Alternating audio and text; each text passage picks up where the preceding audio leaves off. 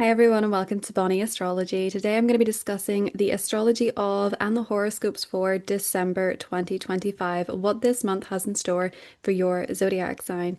As always, if you do enjoy this video, please give it a thumbs up to let me know that you like it. Subscribe to the channel for regular astrology content from me.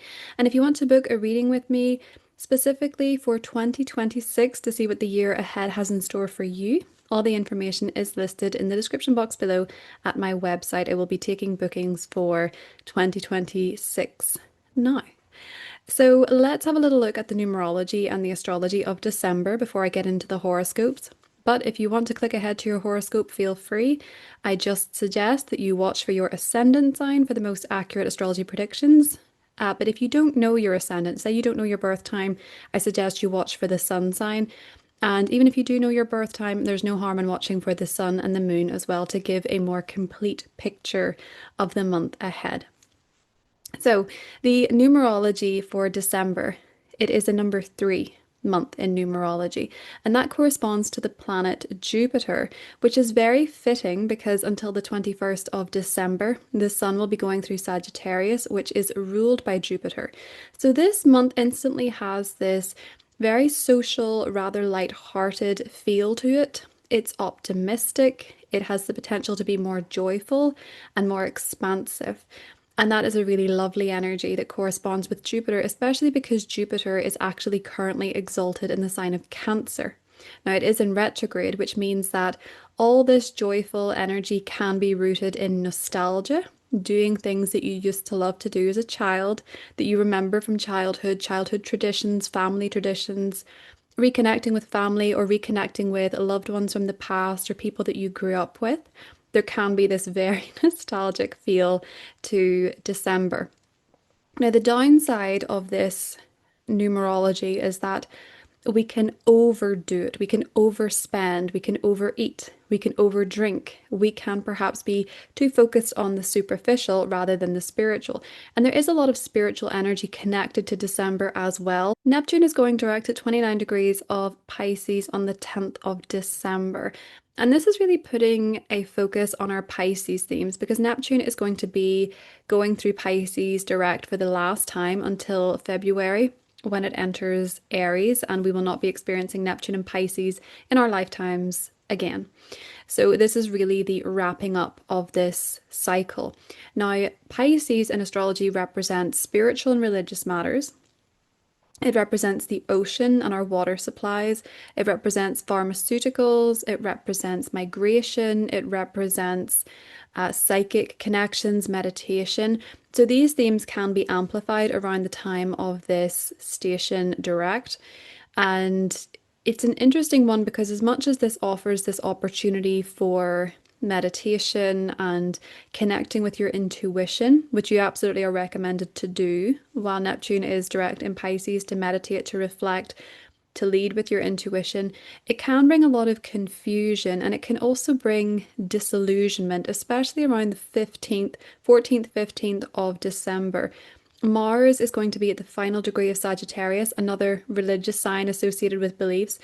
And when Mars and Neptune are both in a 10th square at the anaretic degree of their signs, Sagittarius and Pisces, this can bring the potential for anger, resentment, hostility based on distortion. You know, Mars in Sagittarius is on this quest for the truth. It's on this quest for answers. And Neptune in a square to it is causing deception. So this can be a time when there is disillusionment over what we believe in. There can be a crisis of faith. There can be anger and frustration over whose version of the truth is correct. So watch for that day as being really quite tense. And the day that Neptune goes direct, there actually is the third and final Mercury-Uranus opposition of the Mercury retrograde cycle, while Mercury is now direct and post shadow, and that can bring some shocking news or information. So just be mindful of that. It may be that something comes up in December that has a bit of a crisis of faith for a lot of people. And it can certainly bring up conflict surrounding spiritual or religious matters. It can bring up frustrations about oceans, pharmaceuticals, and migration. Those different themes can be very prominent in December. Now, the full moon in December is going to be occurring on the 4th, And that means that roughly the first week of December is very much illuminated by this full moon. Now, it's happening in the sign of Gemini, which is about information. It's about the media, it's about news outlets. And this may be a time when you receive an important message, you have an important conversation, you receive an important letter, email, you see something online that changes your perspective. And it may be about scandals and it may be about secrets because Mercury is going to be in Scorpio at the time of this full moon, which means secrets can come to light, private information can come to light, confidential information, there can be leaks of information. The research can come to light that is in some way very changing for us, especially relating to the Pisces themes, because this full moon is going to be in a square with the North Node in Pisces and the South Node in Virgo. So it can actually be that news is coming up based on research that changes the way that we work in our Pisces house or how we work with Pisces energy. Again, that can be the themes that I listed before with Neptune. But this can also be a time where information is coming up for you specifically that you didn't know, or, maybe you have been the one researching it, but simply put, private information, secret information, and even scandals can come to light with this full moon in Gemini. Now, it can be quite a social one because it is in an air sign, so this might be quite a lively time when there's a lot of events happening around you. And you may have something that you're wanting to learn or research at this time, a podcast that you can't get enough of, a book that you can't get enough of. But important conversations can absolutely come up at this time, and secrets can be revealed for sure. That squaring with the nodes, it is a karmic crossroads of sorts. I've heard it referred to before, where something fated could be going on. Something could come to light at this time, most likely information, but it can also be an idea. It can be your mindset. It can be something lands on your lap in the form of an email or a text or whatever it is that you feel that it's the time to make a decision. This karmic crossroads with the nodes means that you're leaning towards something new and releasing something old. Full moons are about releasing. But when we make space, when we create a vacuum, the universe inevitably fills it. And what you're looking for is probably going to be found in your Pisces house. But nevertheless, you may find yourself at some kind of crossroads where you have to make a decision. The full moon's Gemini. Gemini in the tarot is the Lover's card, which is about choices. So expect that full moon to be one that brings you important information, and what you do with it may have pretty big consequences. New moon in December, which is happening on the 19th or the 20th of December, depending where you are.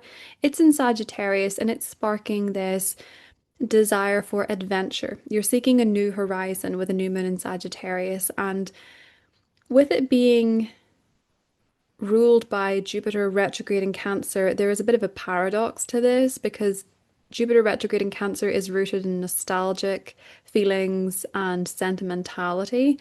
So you may be seeking these new horizons, but they can actually be somewhat influenced by the past. There's going to be a lot of people in December referencing the good old days and referencing times gone by and how things used to be, and maybe longing for a certain time period in life where things were just one way. You might actually find that that is 2014 that you're thinking of when Jupiter was last in Cancer. 2014, 2015, I believe it was, but you might be feeling this sense of nostalgia.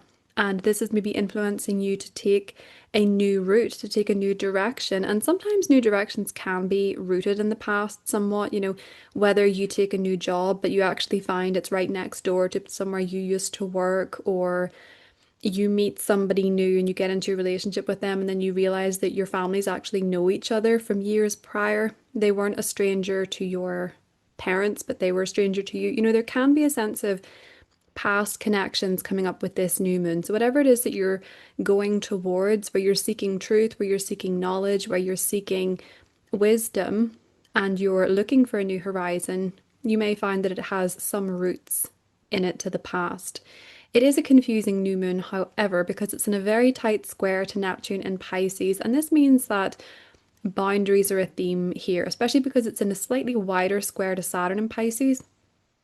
This new moon will bring about questions of boundaries. What is too much? What is too little? where you are being too idealistic and dreamy or whether you are being too pessimistic. It's certainly going to be one with quite contradictory energies. So, what you're seeking at this time will require some reality checks, and it may be somewhat confusing at first. This can be one of those new moons where the advice seek first what is directly before you may apply. So you could be dreaming big, you could be feeling very creative, but then you could also be feeling kind of insecure or kind of pessimistic at times. It's a mixed bag, this new moon. It happens. There can be travel issues coming up in December as well. I know that we're clearing Mercury retrograde, we're clearing the shadow period around the 16th, but because of the squares between Sagittarius and Pisces, it looks like border issues or matters surrounding border or passports or things like that. So just be mindful if you are traveling to have everything that you need, to double check that you have everything you need, maybe even to have copies of things you need, because it can add a little bit of a Mercury retrograde flavor to it if you are traveling in December. As always, I'm going to pull a tarot card for the month ahead for December 2025 and see what it has in store for us as we close out the year, which is insane. But let's see what we have for December 2025. What is coming up for us? What do we need to know about December 2025? Page of Cups, very artistic, very dreamy, very creative. The Page of Cups, listening to good music, writing poems. It's very dreamy as well, with Neptune going direct in Pisces, very dreamy, very creative. The numerology of the month being a 3 is also very creative. Take time this month to add a creative flair to something that you do, whether it's how you write your Christmas cards, whether it is singing at a carol service, whether it is writing a poem, whether it is how you decorate, whatever it is that you're doing this month, however it is that you're celebrating this month, if you are, if you not are not, find something this month that would make you feel in touch with your inner child. Jupiter retrograde in Cancer, connecting with your inner child, doing something nostalgic, eating your favorite chocolate from the past, listening to music you used to love when you were a child, visiting somewhere you used to go. Connect with the nostalgia of December. With it being a Jupiter month and Jupiter being retrograde in Cancer, it's all about nostalgia. It's all about sentimentality, connecting with the past, connecting with your inner child and taking care of your inner child. And be mindful as well with the Page of Cups, it's communication. So reaching out to someone, maybe around the full moon in Gemini, reaching out to others, receiving messages from others, being a little bit more sentimental openly is something that I think could be quite positive in December with the Page of Cups. Wearing your heart in your sleeve, and even if you're quite shy, in some way wearing your heart in your sleeve, or wearing little dogs on your sleeve, whatever it is that makes you feel happy. That is what I have for December, and I will talk to you all soon. Bye. Hi Aries, welcome to your horoscope for December 2025. Aries, it is Sagittarius season until the 21st of December, and this means that your ninth house is lit up. So a lot of your energy and focus could be going towards traveling, it could be going towards studying, it could be going towards your beliefs, putting effort into your spiritual practices. That could be attending church, that could be attending anything that is related to your belief system. It can really put your focus back onto your spiritual connections, what you believe in, and you might find that this is something that you are putting more of your energy towards. So your spiritual practices, meditation, or whatever it is that you do to celebrate, because it will be so different for everybody. This is a Jupiter month, and Jupiter is retrograde in Cancer, which is your fourth house. And Jupiter retrograde can realign you with opportunities from the past.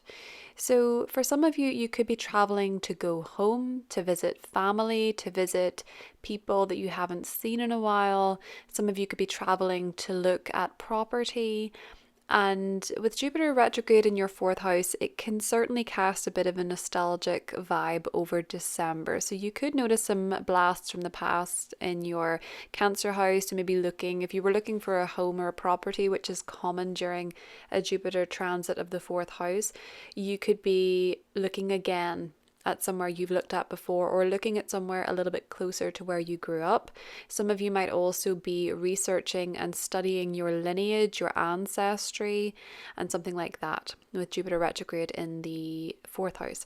Now, the Sagittarius energy, so your 9th house, your belief systems, maybe even your higher education or what you're studying, it's going to clash with both Saturn and Neptune in Pisces. And watch for the 14th of December in particular for a clash when it comes to different versions of the truth, especially with Saturn and Neptune both being in the 12th house, which is the house of hidden enemies and deception. And you could find with clashes between the 9th and the 12th, there's your truth and there's somebody else's truth. And you may find that someone is acting quite confusing, or there's some sort of draining energy and you're not 100% sure what it is. There could be energy leaks in your life, and you may be quite determined to find them. If there's something that is draining you, it may come to light in December.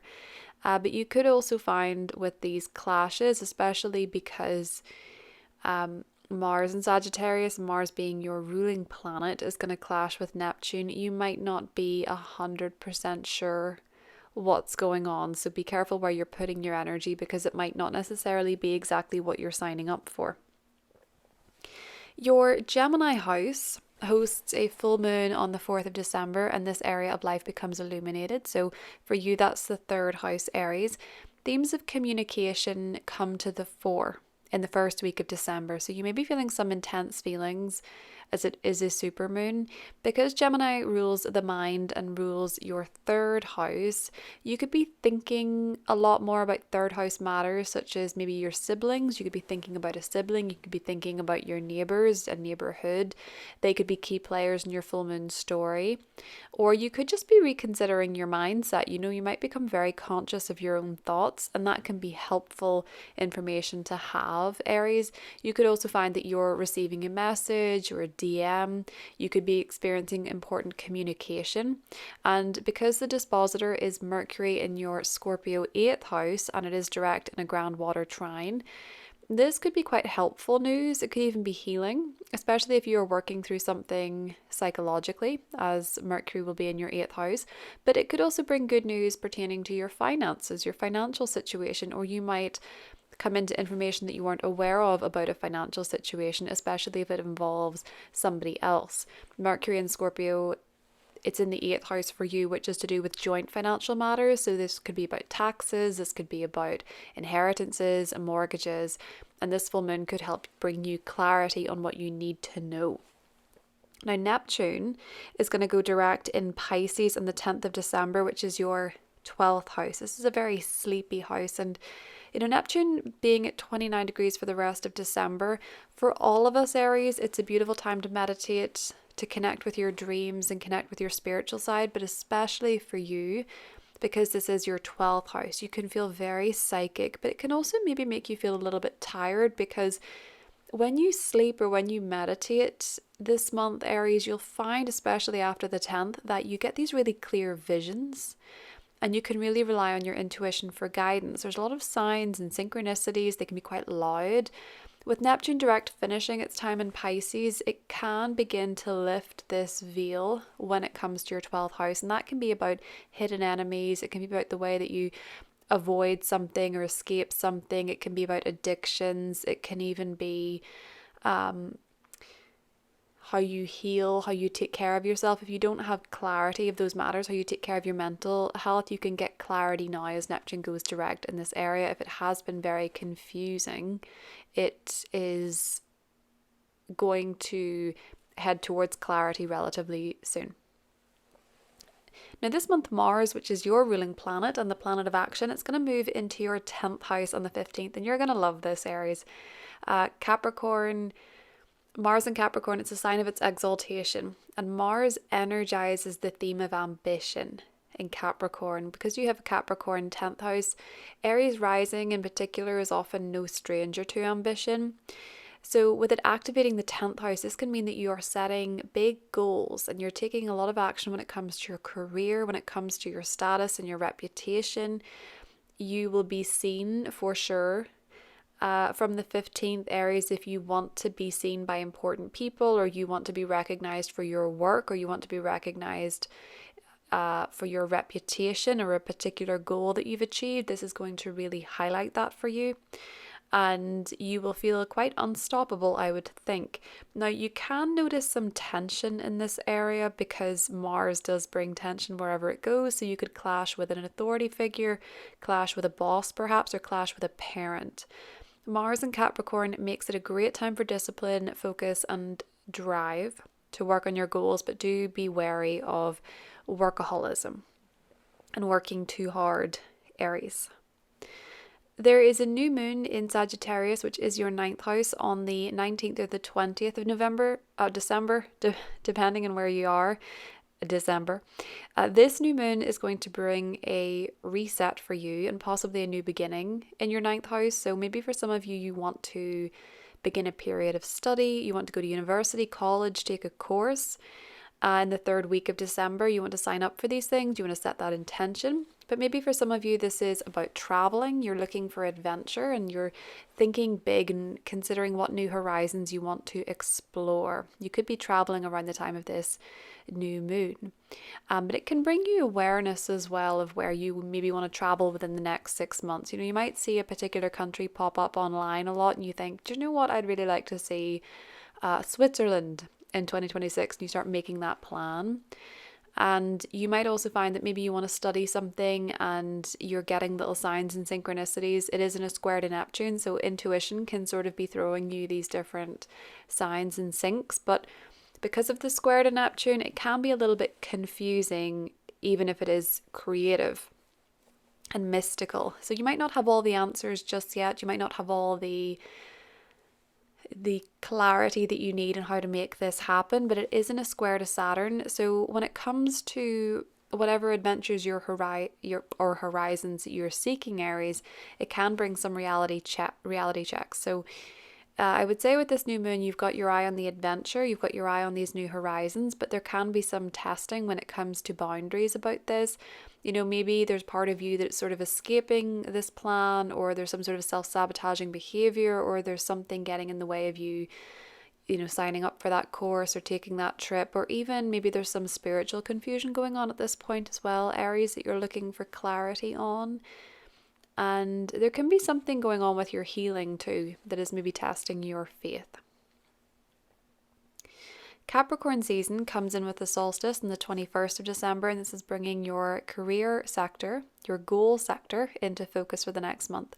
So you may see a surge of activity happening in this area over the next 30 days. You could be working a lot. You could be working really hard on a goal. You could be making your vision board for 2026. You could be coming up with great ideas for sure, Aries, especially with Mars there. And you may find that you're looking to express yourself more professionally or publicly, and you may be really working on building a greater sense of self-confidence to be seen, to be visible. And Venus enters this sector on the 24th, which is beautiful for you. It can bring harmony, it can bring abundance when it comes to your career, great social relationships within your career, great for networking, getting on with people that you work with, getting gifts from your job perhaps, or financially blossoming within your career. It can also bring romance when it comes to your work or your professional life. So this could be with someone at your workplace, or it could be with someone who's maybe quite public facing, or they have a significant reputation, or someone who's very driven when it comes to their own career, or someone that you have similar goals with. But it can be about getting on better with people that you are professionally linked to generally, especially if you're in business partnerships. This area is getting a really beautiful boost from both an exalted Mars and Venus, the lesser benefic, and you'll be enjoying that into January, Aries. I hope you have a wonderful month, and I will talk to you soon. Bye.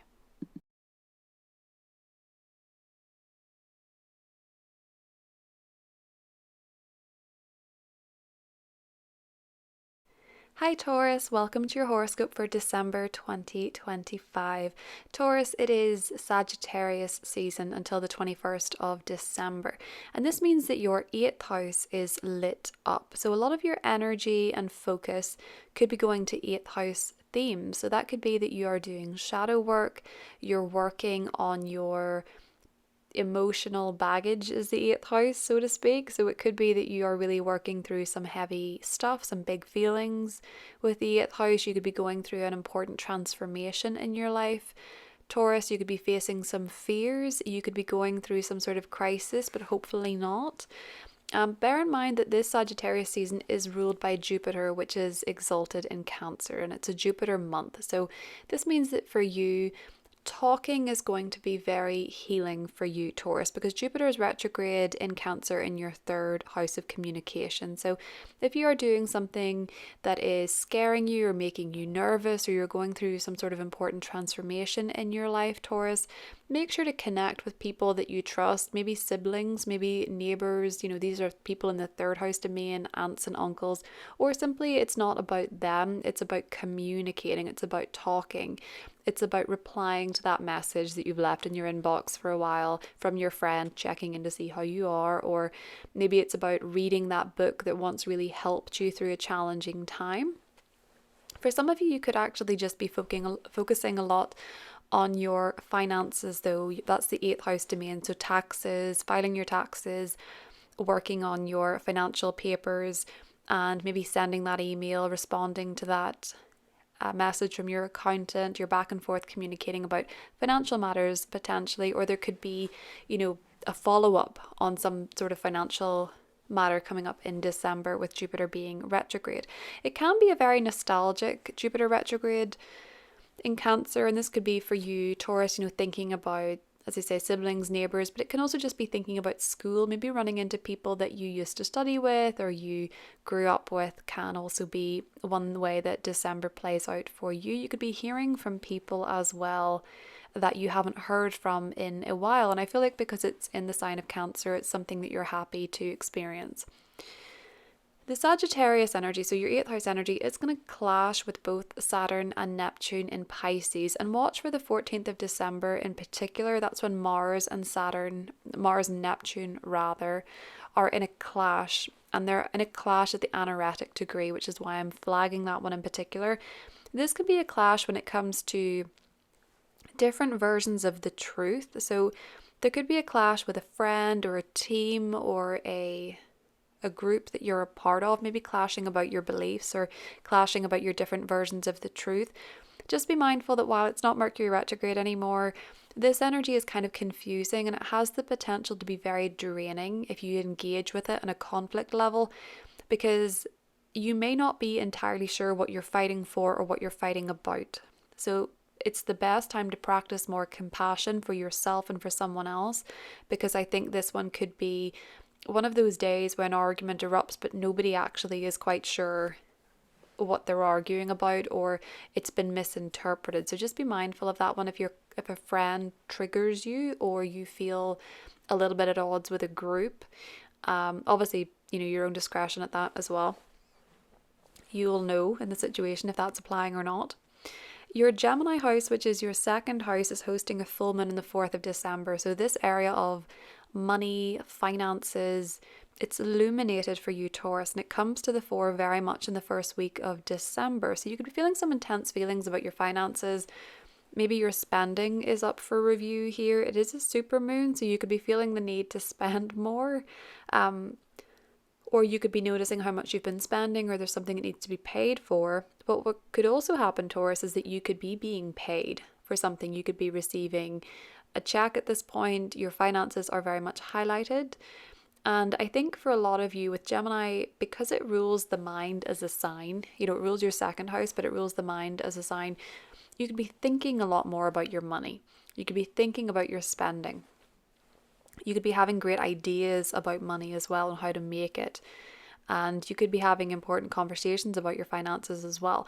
Now, the dispositor is Mercury in Scorpio, which is your 7th house of relationships. It's about clients. It's about partnerships. So maybe you and a partner are talking about money, or you're revisiting how much you charge your clients, or maybe they're paying you for something in your life, or you could find that you are hiring someone to help you look at your finances. Mercury is both direct now and in a grand water trine, so I think this information that you're getting about your finances or the conversations, Taurus, could be quite helpful and they could be quite healing and bring you some clarity when it comes to your finances. You could have some really good ideas also, you and someone else, when it comes to making money. Neptune is going direct in Pisces on the 10th of December, which is your 11th house, and Neptune's going to be at 29 degrees for the rest of December. So for all of us Taurus, it's a really beautiful time to meditate, to dream and connect with your spiritual side.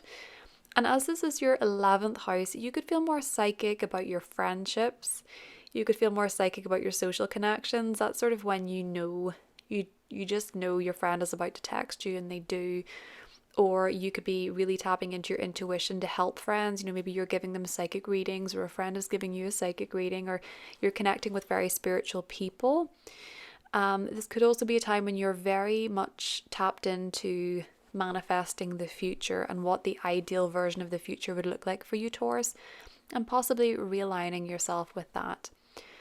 Signs and synchronicities could be quite loud with Neptune direct in Pisces, and Neptune is finishing its time in Pisces. It's the final stint of Neptune in Pisces, so this can really lift the veil when it comes to your friendships. It's not all going to look the same. If you look back at March until October, you can really see if anything was changing with your friendships, the way that you see them, if a veil was lifted for better or worse. If this area has been confusing, clarity is not far away. And similarly, if you've been confused about the future, clarity isn't that far away either. This month, Mars, the planet of action, moves into Capricorn on the 15th, and that is the sign of its exaltation. Mars energizes the theme of ambition in Capricorn, and for you it's activating your 9th house, which means that you'll be setting goals or taking action when it comes to traveling, higher education, study, taking exams, revising, but also your spiritual connection. So for you, Taurus, I think a lot of you could be feeling very determined to plan a trip, to take a vacation, or maybe you're feeling very determined to get a certain degree or a qualification, and you're putting your energy towards that while Mars is in Capricorn.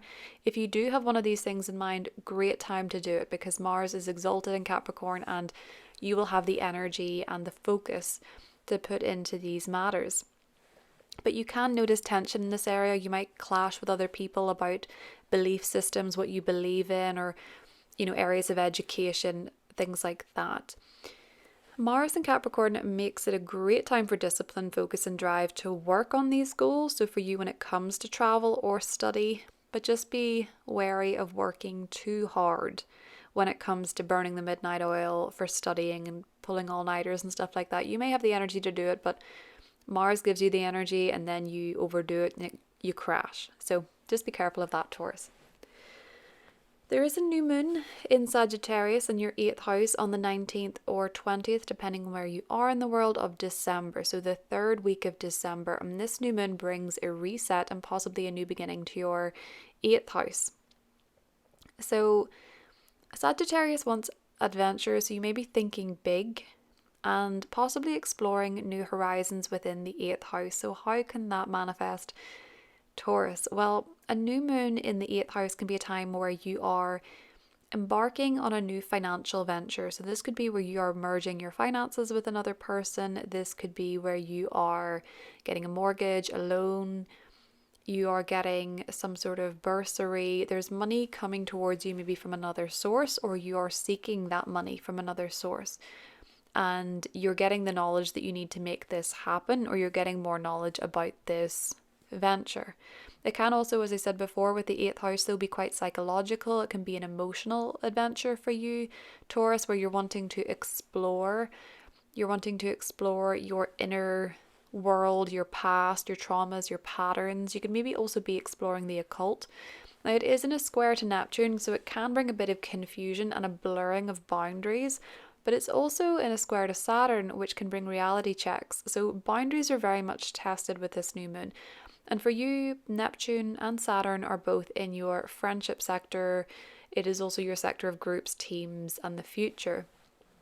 So you could be a little bit uncertain about the future. And maybe that is creating space for you to work with a therapist or seek occult perspectives, that confusion could be pushing you to do some shadow work, Taurus. And this may be a new moon where you're really focusing on overcoming some sort of crisis or overcoming some sort of challenge, maybe even within yourself. But the Sagittarius element of this makes it a bit of an adventure. So it could be financial or psychological for you, Taurus, this new start. Capricorn season comes into full force on the solstice on the 21st of December, and this is bringing your 9th house into focus for the next month. And you know we already have Mars there, but you can see this big surge of activity happening in this area over the next 30 days. So maybe you are wanting to take a solo travel trip. You're wanting to travel, you're wanting to take an adventure, plan a trip, go somewhere new. You're wanting to study something new, to take that course, to sign up for that degree. You're wanting to build greater self-confidence through learning, through knowledge. The 9th house is very optimistic, it's very broad, it's very adventurous. So you could very much be seeking adventure from the 21st, Taurus, wanting to try something new, wanting to get out there. Venus enters the sector on the 24th as well, which brings harmony and beauty and romance when it comes to your trips that you're taking, your traveling, your life at university or college if you're there, studying, taking classes. Really positive for your social relationships in these areas, social relationships with people from different walks of life to you, different countries. Maybe even finding love with someone from a different country if you're single, or finding love with someone you meet at university or college. This 9th house area for you, Taurus, is very much getting a boost from an exalted Mars and Venus, which is the lesser benefic in astrology. So this is going to be an area to really enjoy over the next month into January. That is what I have for you, Taurus, and I will talk to you soon. Hi Gemini, welcome to your horoscope for December 2025. So Gemini, it is Sagittarius season until the 21st of December, and this means that your 7th house is lit up like a Christmas tree because Mars will also be there as well. A lot of your energy and focus can be going towards your close relationship, so your significant other, your business partner, your best friend. And this may be where you're spending more time with these people, you're planning something with these people, you're working with on something with your significant other, you're very much putting a lot of time and attention into one-on-one dynamics this month, Gemini. Now it is a Jupiter month, and Jupiter is retrograde in Cancer, which is your 2nd house. Now Jupiter retrograde can realign you with opportunities from the past or gifts from the past, and this is to do with your money. So maybe you get paid for something that you did in the past in December. Maybe you reconnect with an old idea of making money. Maybe somebody emerges from the past and gives you a gift of some kind, or maybe you are receiving payment for past work, past endeavors, something that you put out there in the past. Say you had an old YouTube video that didn't do very well, it suddenly goes viral and you make money from it. Those type of benefits from the past can come back for you financially, Gemini. Now, the Sagittarius energy, so that's your partnerships and your relationships. It's going to clash with both Neptune and Saturn in Pisces. Now, watch for the 14th of December in particular. Also the 13th, I would say, a clash with a partner. Maybe that's your significant other, maybe that is a business partner. Clashes about goals, clashes about reputation, vision, and clashes about status, or maybe clashes about a parent or with a parent. Be careful with getting into an argument that day because it's very confusing and very draining. Neptune Mars squares are energetically draining, and you might not actually be sure what you're fighting for. You might think you know, but it could actually be a confusing spot. And Neptune energy works best when we practice a bit of compassion for ourselves and the other person. So just be careful, Gemini, of getting caught up in a clash at that time. I know with Mars in your partnership sector, it can be easier to bicker or argue with a partner. They can be more argumentative or direct, or you can be. But the square to Neptune is making me think that something isn't quite as it seems, and you could end up spending a lot of energy on an argument that isn't actually meant to be. It wasn't actually meant to be an argument. Your Gemini house, which is your first house, is hosting a full moon on the 4th of December. And so your area of self is illuminated. Yourself, your image, your personality, how you show up to the world, how you feel about yourself is very much to the fore in the first week of December. And you could feel some very intense feelings, Gemini, especially because it is a supermoon. Now, Gemini rules the mind, of course, so you could be thinking a bit more about yourself, thinking about your approach to life, thinking about what you're doing, how you're styling yourself. You could be looking at yourself very intensely, so be careful of self-scrutiny. But you could be experiencing some communication with another person, maybe about your own behavior or maybe about your own approach or how you're talking about yourself. Somebody might have an opinion to share with you. Now, the dispositor is Mercury in Scorpio, which is your 6th house. So I think for a lot of you Geminis, you could be very focused on your health this month. Very focused on your health and well-being, especially in the first week of December. The 6th house is about your wellness routines, going to the gym, how you eat, how you exercise, and you could be really conscientious about this in the first week of December, Gemini, and you might want to make some sort of change. You could be having some sort of health diagnosis, or you could be having to take some time out to rest and recharge if you're feeling a bit under the weather. With Mercury being direct and in a grand water trine, information that you receive may be very helpful when it comes to healing and when it comes to taking care of yourself better, Gemini, but you might also have some information coming up about your job and how you're showing up to your job or your workplace. Neptune is going direct in Pisces on the 10th of December, which is your 10th house. Now, Neptune is going to be at 29 degrees for the rest of December. And for all of us, as I've been saying to each sign, it is a beautiful time to dream, to meditate, to connect with your spiritual side. But as this is your 10th house, you could feel more intuitively guided about your career or your goals, or even your reputation. Although this can also be an area, Gemini, that's a bit blurry at times. Signs and synchronicities will be very loud. So pay attention to that. You could get some really great intuitive hits when it comes to your goals. Neptune direct is finishing its time in Pisces, so this can lift the veil when it comes to what your goals actually are and what you want in your career. You know, for Saturn going through your 10th house, maybe you have been working super duper hard and you've been finding it quite challenging.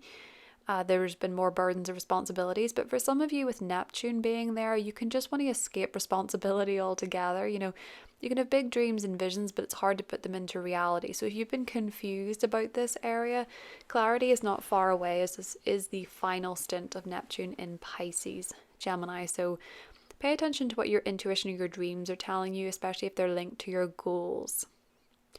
Mars, the planet of action, is moving into Capricorn on the 15th. And that is the sign of its exaltation. So Mars energizes the theme of ambition in Capricorn. And for you, it's activating your 8th house, which means that you could be setting some pretty lofty financial goals or taking more action when it comes to your finances. So the 8th house would be large sums of money, money that you receive from other people, money that you receive from other sources.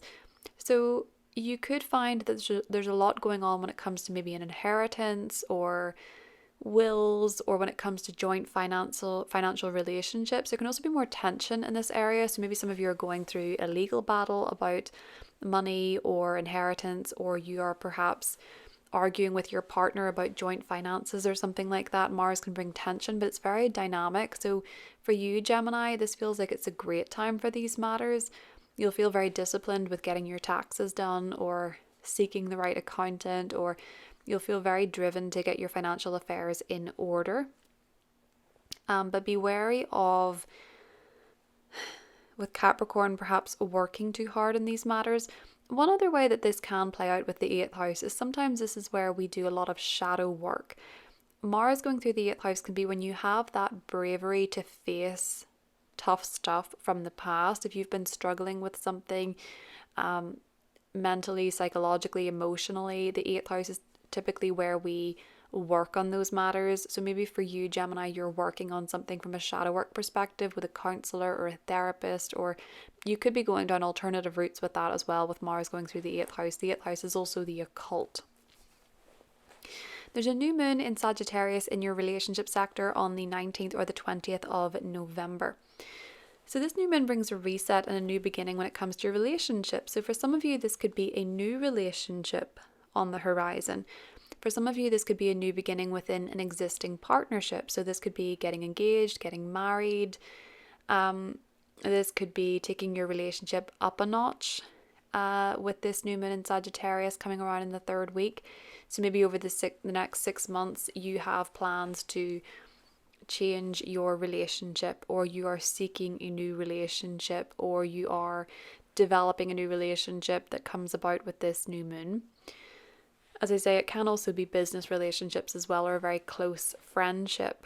Now, Sagittarius wants adventure, so maybe you're planning an adventure with your partner, maybe you're planning trips or traveling with a partner, or you're perhaps wanting to try to date somebody new, you're seeking a different type of partnership or relationship. It is in a square to Neptune, so there can be a bit of confusion, there can be a little bit of uncertainty as to the boundaries of this relationship. There could be even a little bit of deception, so you have to be mindful of that as well, Gemini. But it is in a square to Saturn, which brings reality checks. So boundaries are a big conversation with any partnership or relationship that you have going forward, Gemini. Is there a conversation that you're avoiding, or is there something you're not willing to look at, or is there, maybe some sort of red flag that you're avoiding for the sake of adventure? I don't know. It feels as though with this new moon, because it is in a conjunction to Venus, there can be this really beautiful new start in your relationships, but just be mindful that boundaries in relationships are an ongoing conversation. So don't assume that you're on the same page with the other person. Capricorn season comes in with the solstice on the 21st of December, and this is bringing, yet again, with Mars being there, your 8th house into focus for the next month. So you could be seeing a surge of activity happening in this area. That could be working on your taxes, joint financial matters, perhaps shadow work, being more interested in the occult, going through some sort of crisis maybe for some of you, or going through some sort of personal transformation, facing a fear. And you're building your confidence here. So any shadow work that you're doing, Gemini, is enhancing your sense of self-confidence and self-esteem. Venus enters this sector on the 24th, which brings potential for harmony and even romance, because the 8th house is a very intimate zone. So this can really improve your intimate relationships, your closest connections, especially if they're romantic. And with this area getting a boost from both an exalted Mars and Venus, the lesser benefic, you can definitely see some strong advancements in this area over the next month, Gemini. That is what I have for you, and I will talk to you soon. Bye.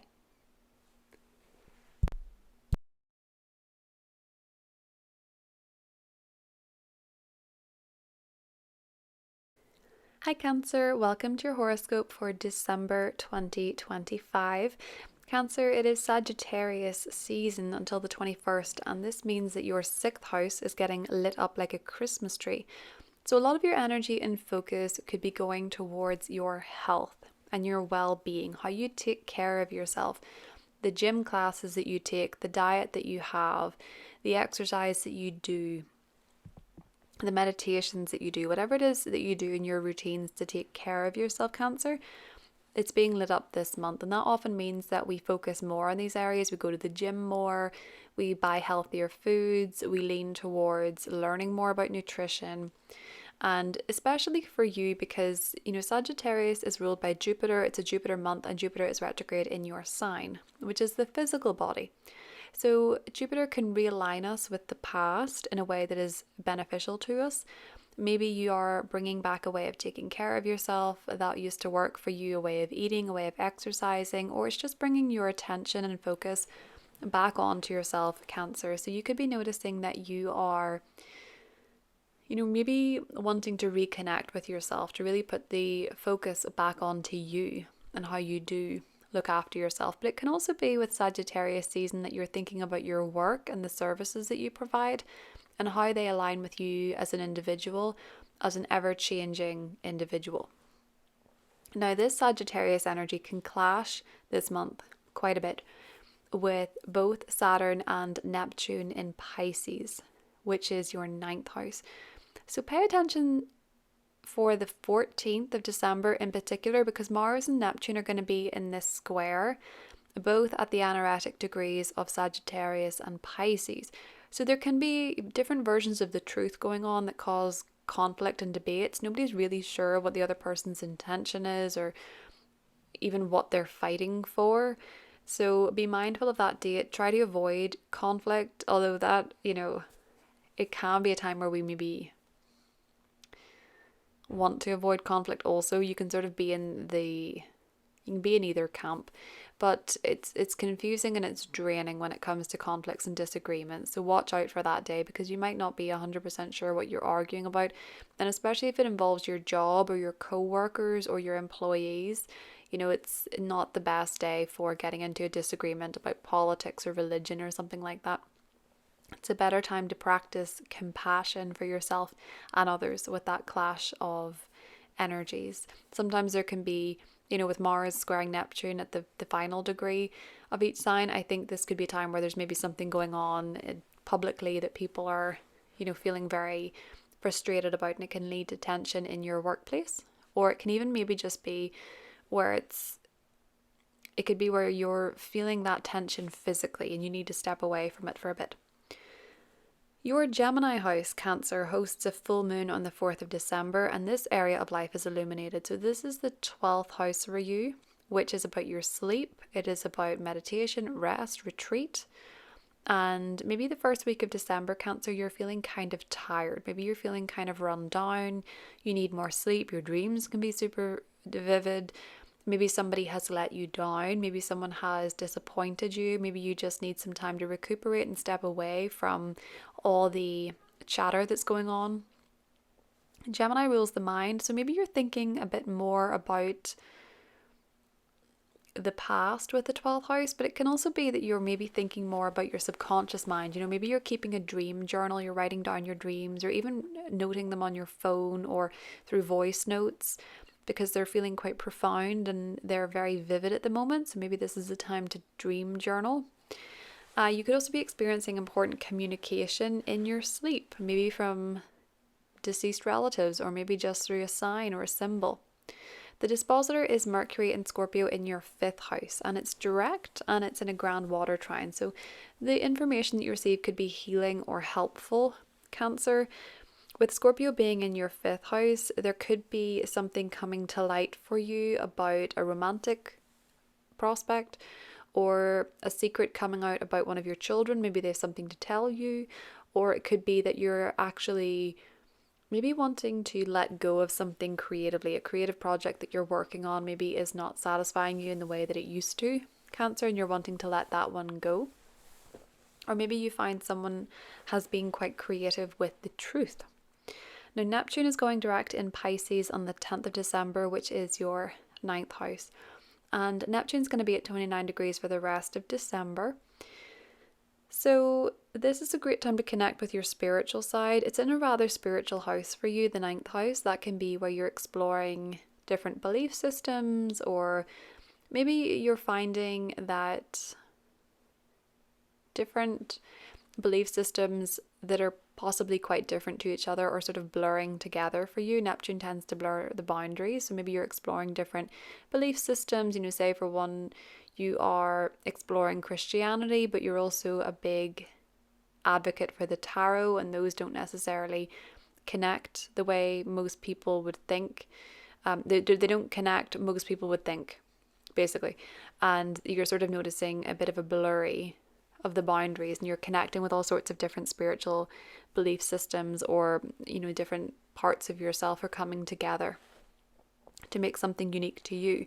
You could feel more psychic about traveling or your education, and it's interesting because you may have a vision of somewhere that you really want to go, or you may suddenly feel very called to go somewhere, Cancer.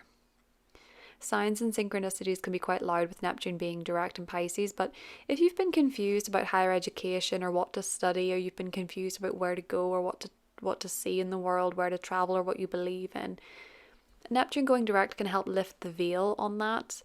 And it is the final cycle of Neptune in Pisces, so this won't be so unclear or confusing going into 2026. Mars, the planet of action, is moving into Capricorn on the 15th, and that's a sign of its exaltation. Mars energizes the theme of ambition in Capricorn, and for you, it's activating your 7th house of relationships. So some of you could be pursuing a person that you want to date, you want to go out with. Some of you could be spending a lot more time and energy on your partner if you're already partnered, or you could be working very closely with someone on a project, or you could have a business partner that you're working on something with. But you can also notice tension in this area. It can be clashing with your partner a little bit more than usual. They can be a bit more argumentative. Your business partner can be a bit more argumentative. There can be disagreements about goals in a relationship, but it can also bring positive heat within a relationship, more passion, and working on something with a partnership or a close relationship. There's a new moon in Sagittarius in your 6th house on the 19th of the 20th, Cancer. This new moon is bringing a reset and maybe a new beginning to your 6th house. So 3rd week of December, maybe there's a new job on the horizon. Maybe there is a new role that you're taking within your job, a new service that you're providing within your job, Cancer. Sagittarius wants adventure, so you might be seeking new horizons within the work that you do. And you might need some additional knowledge to make this happen. You might need to study or take a course to make this happen. It is in a square to Neptune, which means that it can be a bit confusing when it comes to the boundaries. It can blur the lines of reality a little bit, but with the square to Saturn, it can also bring a reality check. So one minute you can feel very dreamy about this new opportunity, and the next minute you can be very serious about it. And it can also be a time where, for you, Cancer, you are actually beginning something new when it comes to how you take care of yourself. As I discussed earlier on in your horoscope, you could be very focused on taking better care of your body and establishing new routines for yourself. Some of you may be finding that if you've been traveling too much or studying too much, you might need to rethink that and reassess that if it is taking a physical toll. Capricorn season comes in with the solstice on the 21st of November and brings your partnerships into focus. You could see a lot of activity happening over the next 30 days with a person in your life. Maybe you're pursuing a new relationship, finding a new relationship, spending more time with your partner, taking it to the next level with a partner, especially because Venus is entering your relationship sector on the 24th, which could mean that there is, over the next month, for those of you that are single, Cancer, a lot of opportunity to meet somebody new, to form new relationships, whether romantic or platonic or business. And if you're in a relationship, spending a lot more time with your significant other. There's a lot of focus on partnerships and relationships over the next 30 days from the 21st. And with Venus and Mars, especially in January, which we'll talk about in the January horoscope, there's a lot of focus on partnership and connection. That is what I have for you, Cancer, and I will talk to you soon.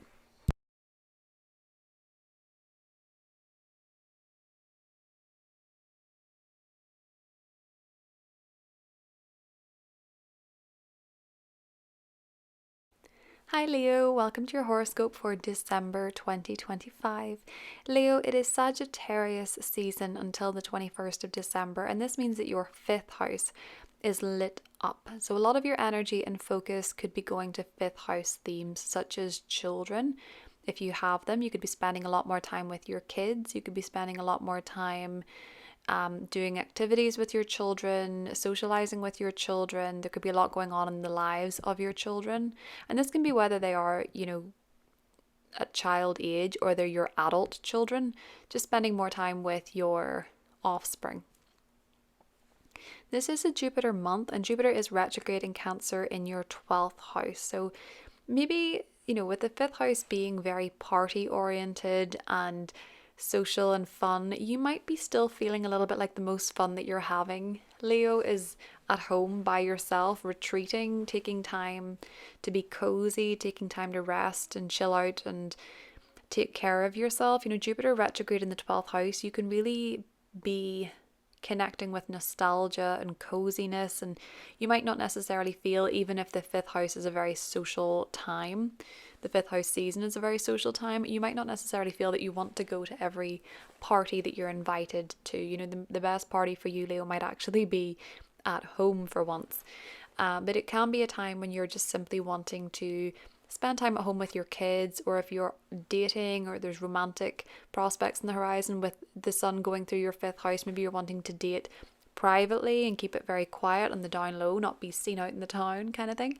It can also be where you're working on something creatively and you're working on it in private with the Jupiter retrograde in the 12th. Jupiter retrograde can also realign you with opportunities from the past, and for you these might actually be opportunities to heal or to take some time to yourself, Leo, or to retreat to get some rest. So you might have some free time this month that you didn't have before to just chill out and get some extra sleep, or just dream, meditate, and it can also be an opportunity to go on a retreat. If that was something that you wanted to do before but you didn't have the time, that opportunity might come back for some of you as well. Now, the Sagittarius energy in your fifth house will clash with both Saturn and Neptune and Pisces in your eighth house. Now, watch for the 14th of December in particular for clash. There can be disagreements for a lot of people when it comes to whose version of the truth is right. Now, this could be that there is some sort of deception or uncertainty going on with you and another person. This could be romantically, this could be with a child, this could be with someone who is just simply getting very creative with the truth. It can be confusing and draining energy though, so you might not really be sure what you're fighting for at this time, so be mindful of that. Getting into arguments can be very draining and unproductive when Mars is in a square to Neptune, and sometimes that square to Neptune means that we're better off avoiding it for now.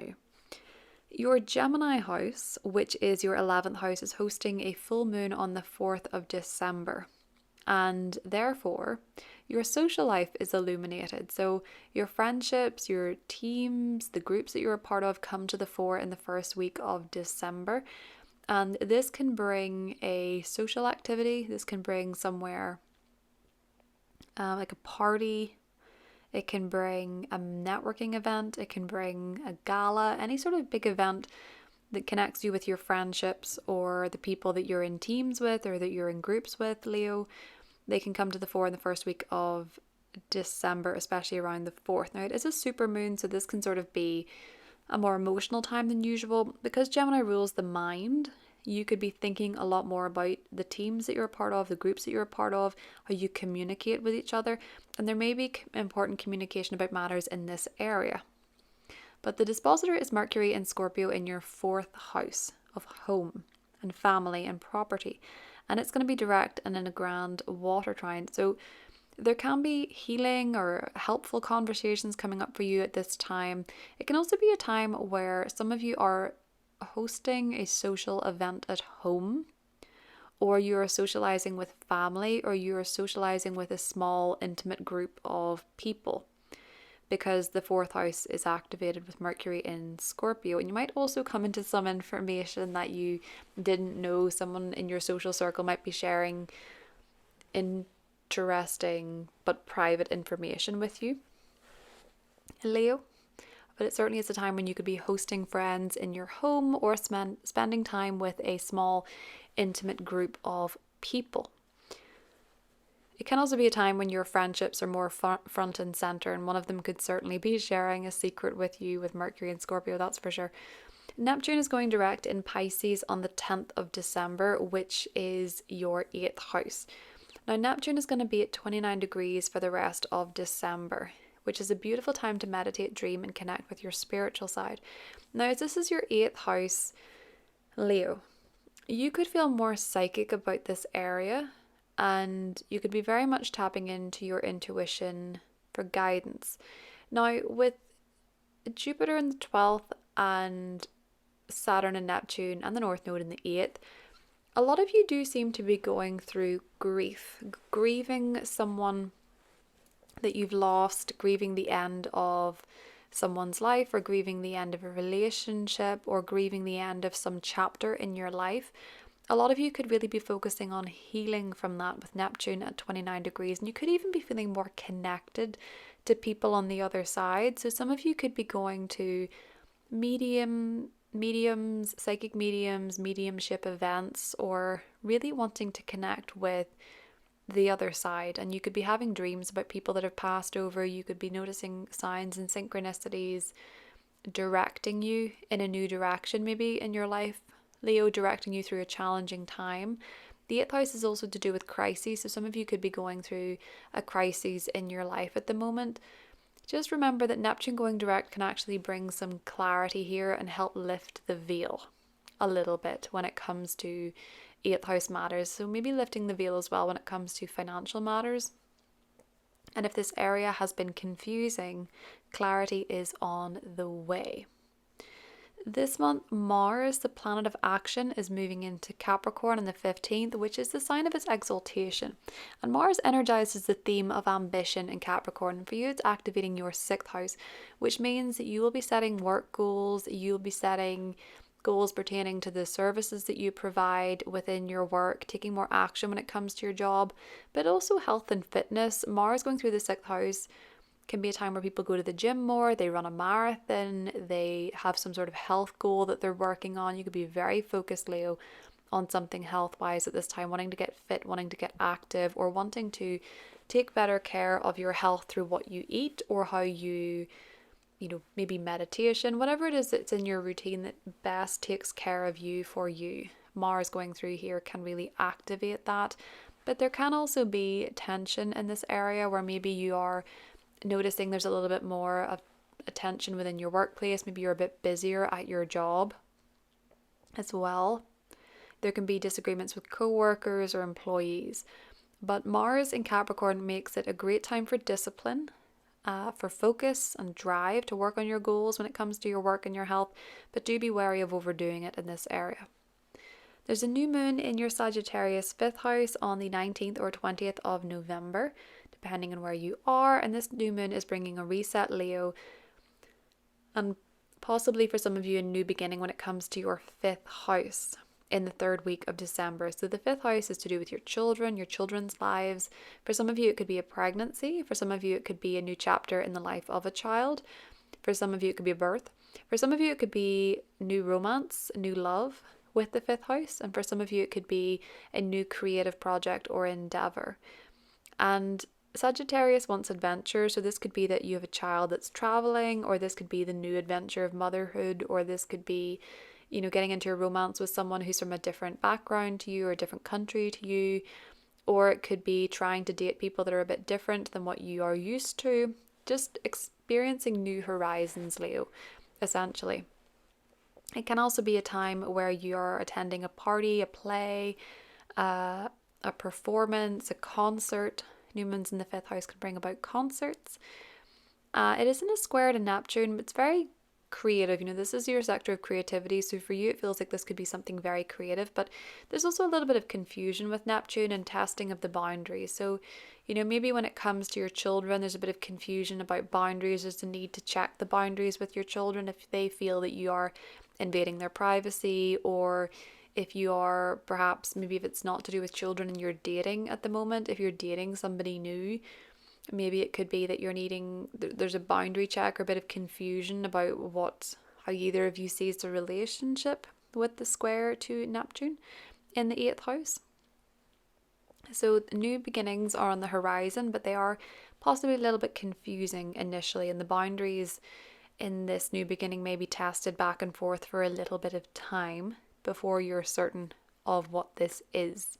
So whether that is within your relationship with a child, whether that's a creative project, or whether that is a new love interest, Leo. Capricorn season is coming in with the solstice on the 21st of December, and this is bringing your 6th house into focus for the next month. So you can see a lot of activity happening when it comes to your work over the next 30 days, Leo. Very goal oriented for you, especially with Mars there, working on something new at your workplace, a new service, very busy in the workplace for a lot of you, and maybe feeling very booked and busy with your work, or really prioritizing your health, your wellness, your routines, wanting to get healthier. Venus enters this sector on the 24th, which brings potential for better harmony with the people you work with, or if you're looking for love, finding it at the gym, finding it through taking care of your health at a farmer's market or whatever it is that you're doing to take care of your health. But getting on better generally with people that you exercise with, or you're part of a fitness club, or you work with them, Venus brings more harmony to this area of life. And also receiving, gifts in the workplace, nice little tokens of appreciation, or say you go to the gym and they're handing out cupcakes. That's a really random example, but it could be that you're receiving little tokens that are positive from Venus in these sectors when you're taking care of your health or your work. This area is indeed getting a boost from both an exalted Mars and Venus, the lesser benefic, in this area. So this is going to be an area of focus for you going into the new year, Leo, taking care of your health and being quite busy at your job. That is what I have for you, and I will talk to you soon. Hi Virgo, welcome to your horoscope for December 2025. Virgo, it is Sagittarius season until the 21st of December, and this means that your 4th house is lit up.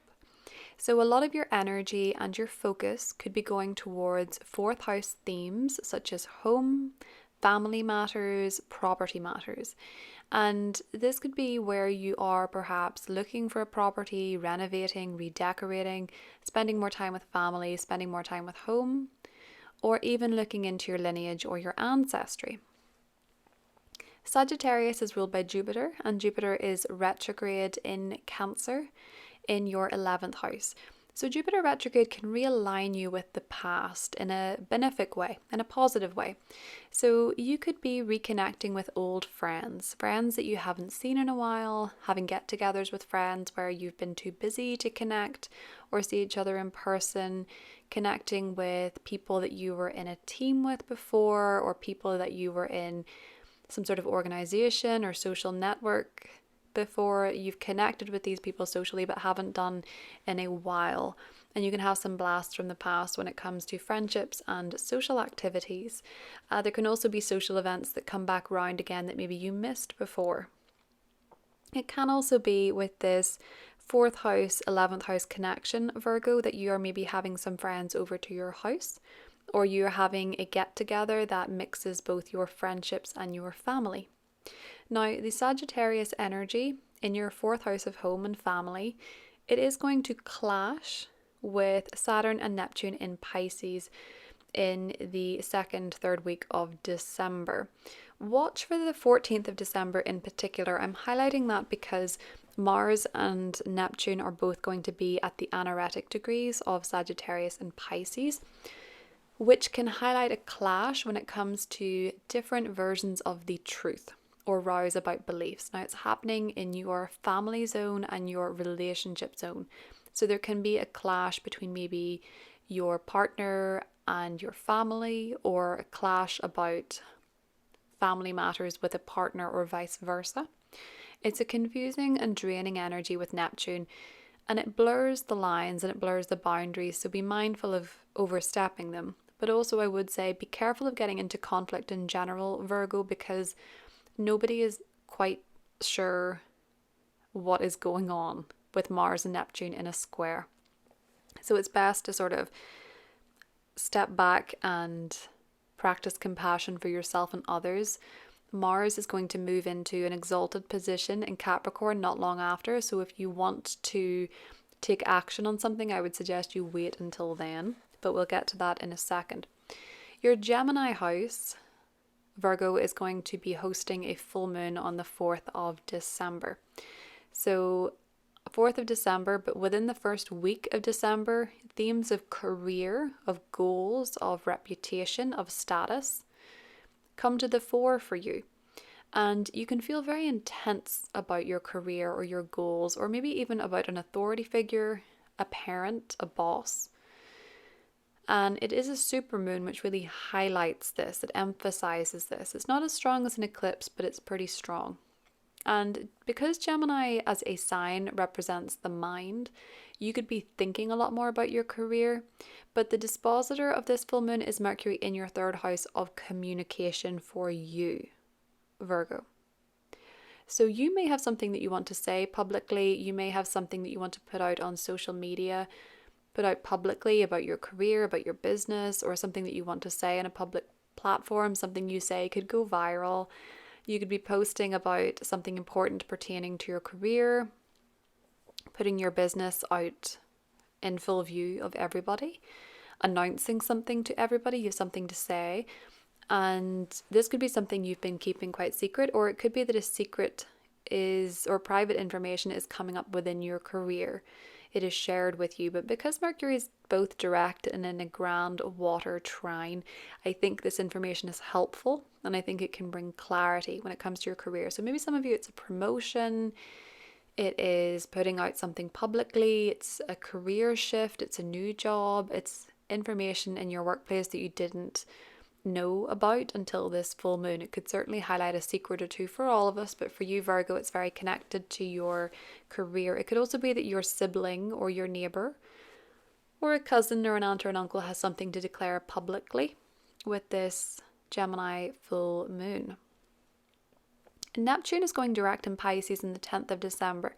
This is your partnership sector, and this is actually going to be the very last Neptune direct in Pisces cycle in our lifetimes, Virgo.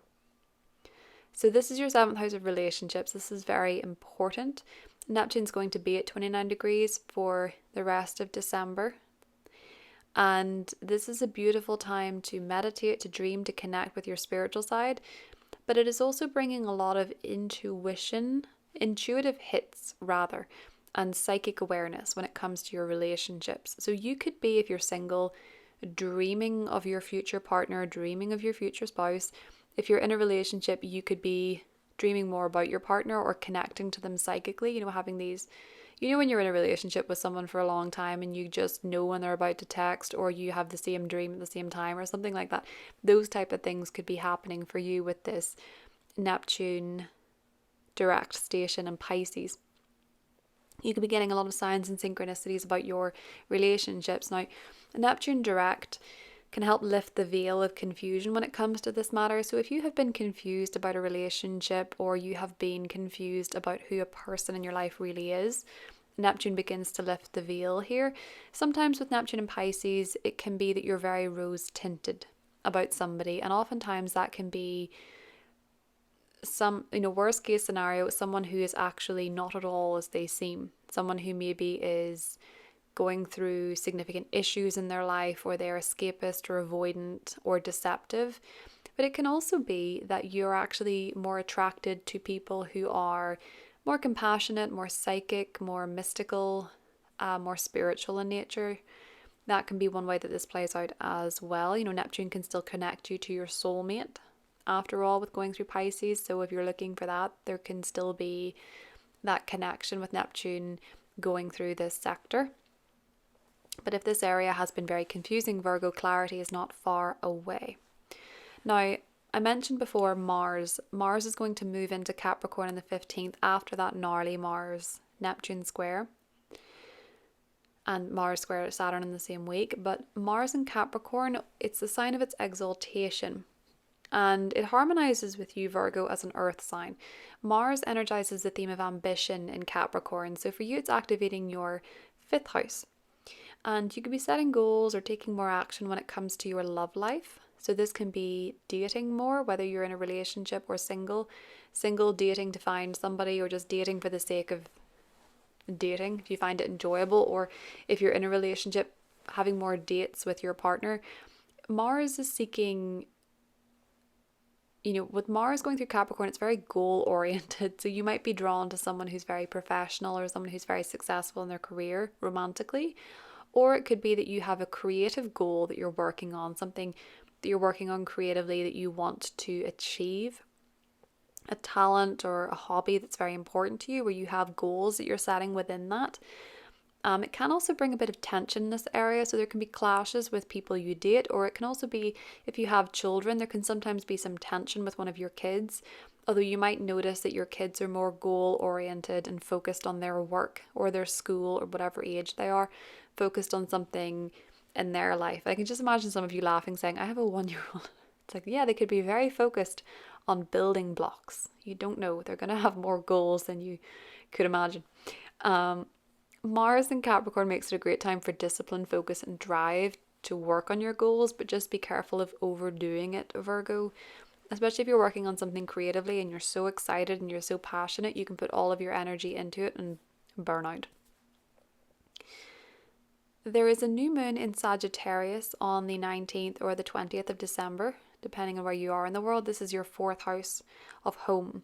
So for some of you, you could be looking to move, to buy a new home.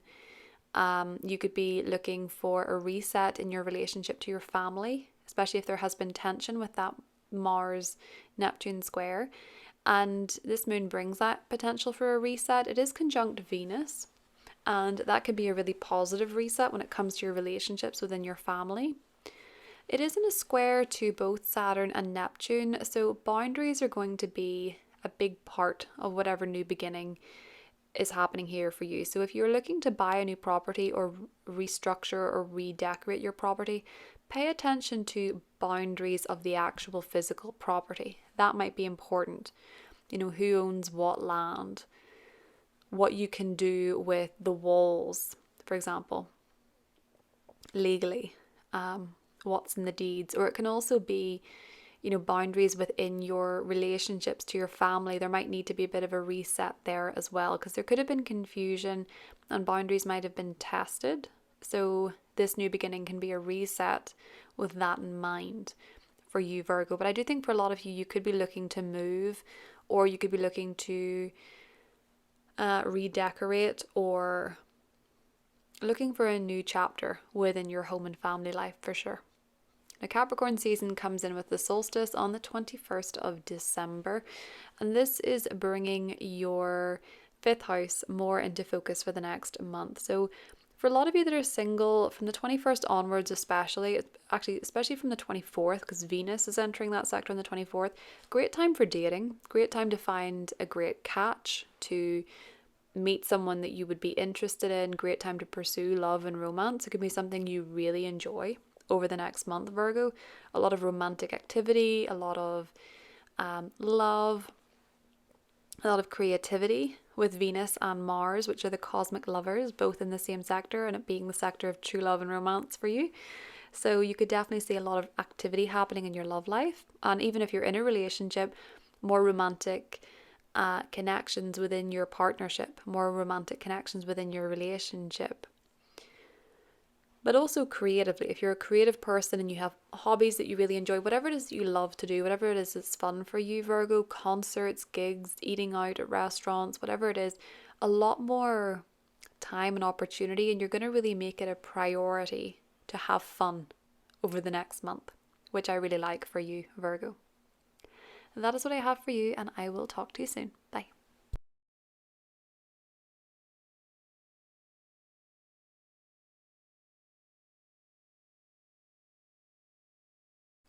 Hi Libra, welcome to your horoscope for December 2025. Libra, it is Sagittarius season until the 21st of December, and this means that your 3rd house is lit up. So a lot of your energy, your focus, and your attention could be going to 3rd house themes, such as communication matters, short trips, your commute. It can also be your neighbours or your neighbourhood. It can be your siblings.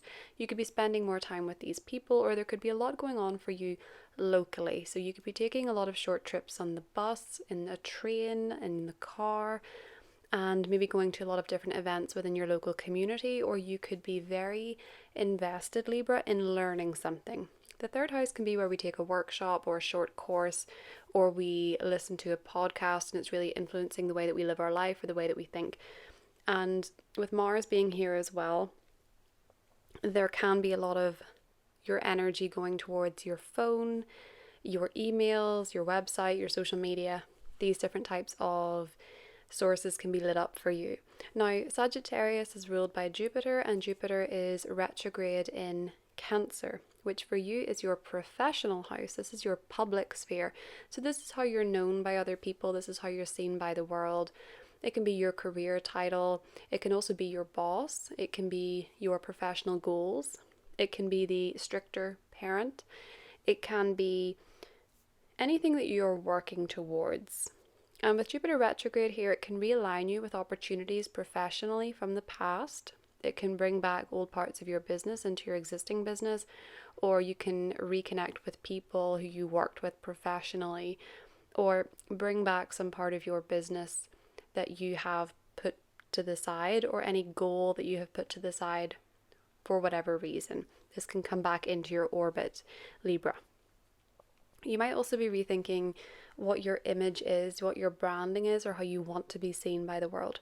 Now, the Sagittarius energy is going to clash this month in the second and third week of December with both Saturn and Neptune. We're really looking at the second week of December, specifically the 14th. There is this square between Mars and Neptune, and this can bring a clash of ideals. There can be different versions of the truth, and there can be rows about beliefs.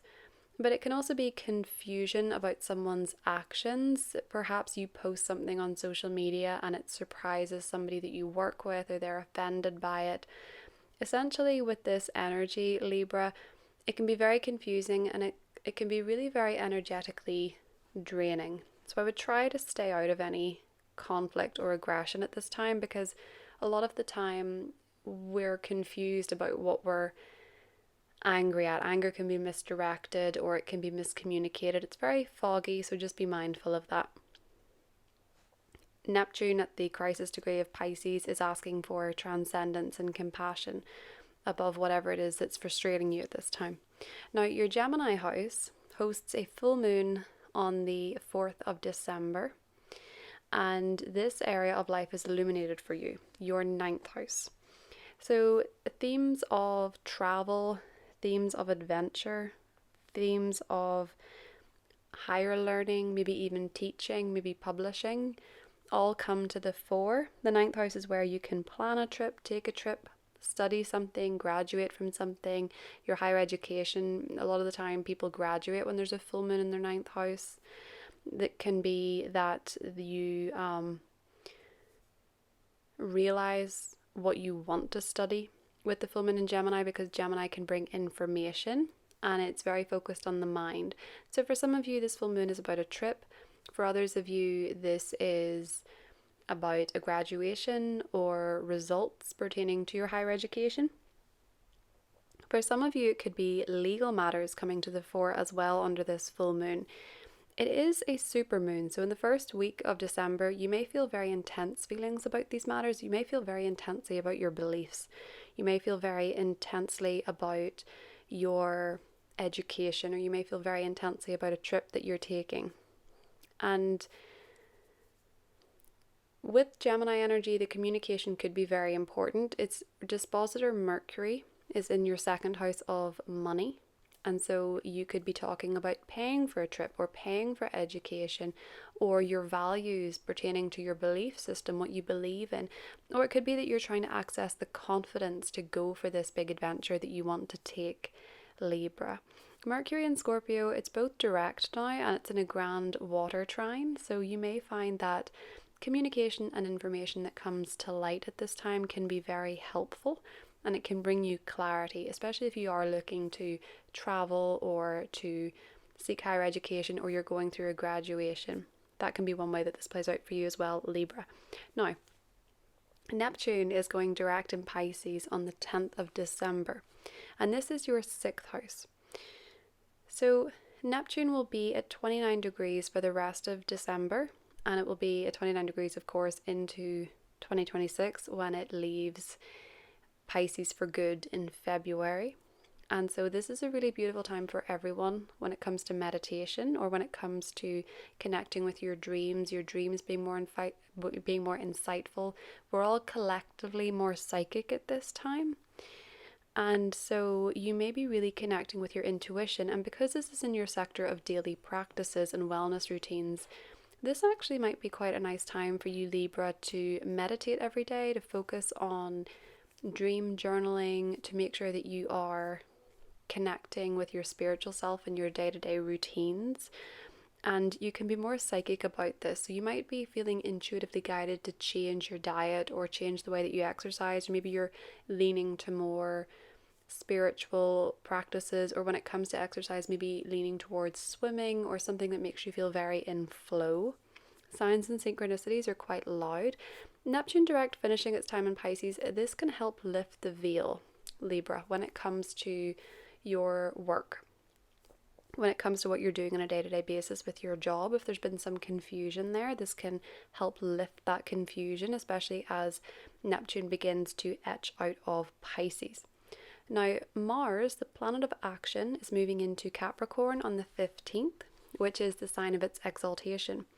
Now, Mars energizes the themes of goals and ambition in Capricorn, and for you, it's activating your 4th house. And if you think of astrology, Capricorn in astrology, not looking at your chart, rules the 10th, and Cancer rules the 4th. So you have this contradictory energy going on where Mars in Capricorn is very ambitious, it's very career, public facing, reputation, but it's happening in your 4th house, which is about home and family and private matters.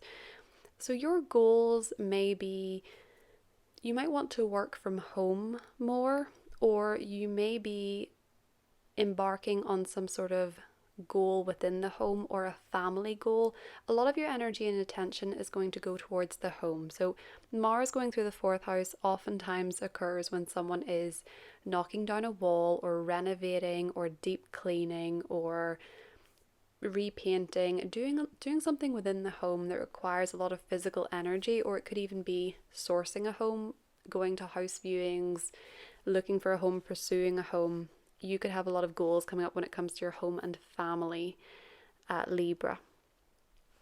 You can also notice though some tension in this area as well. So maybe you find family members a little bit more argumentative than usual or a little bit more heated than usual here and there.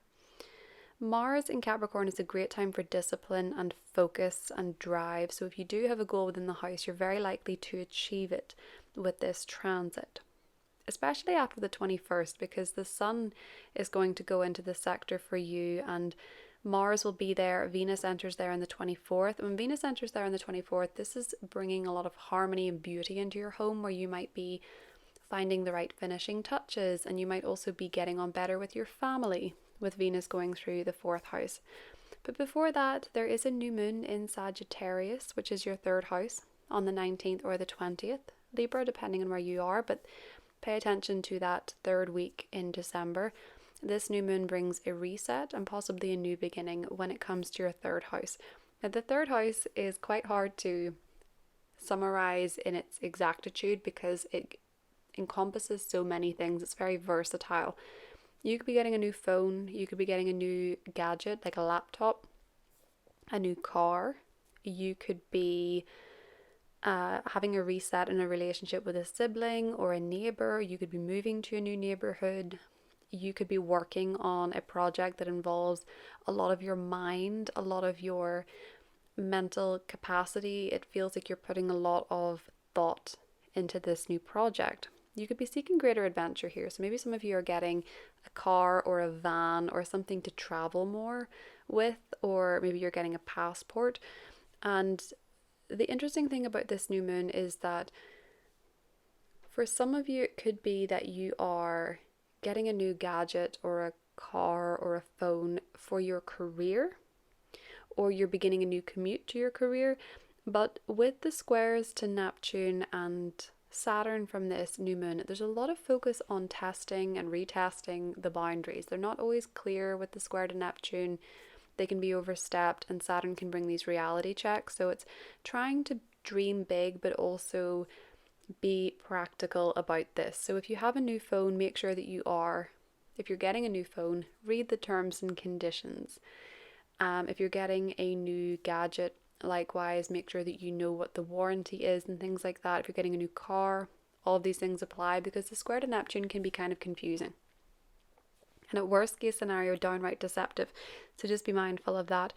But if you are wanting to learn something new, it's going to require discipline, but it's also going to require a bit of creativity. If this is something new that you're studying with the 3rd house, it's going to require creativity. And if you're resetting a relationship with someone, if it's been tricky with a neighbor or it's been tricky with a sibling, just bear in mind that boundaries are going to be a big part of this reset with the squares to Neptune and Saturn. That is what I have for you, Libra. I hope you have a great month, and I will talk to you soon.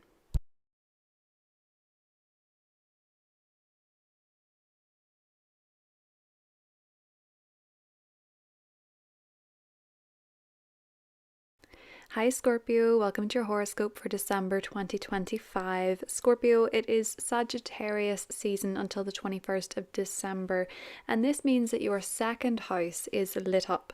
A lot of your energy and your focus could be going towards second house themes such as money, income, your source of income, how you make money, how you spend money, what you spend money on, but it can also be about your self-confidence. So for a lot of you, you could be trying to work on your confidence this month or work on your self-esteem this month. You might notice that confidence comes to you a little bit more naturally in December, with the Sun and Mars both going through your second house.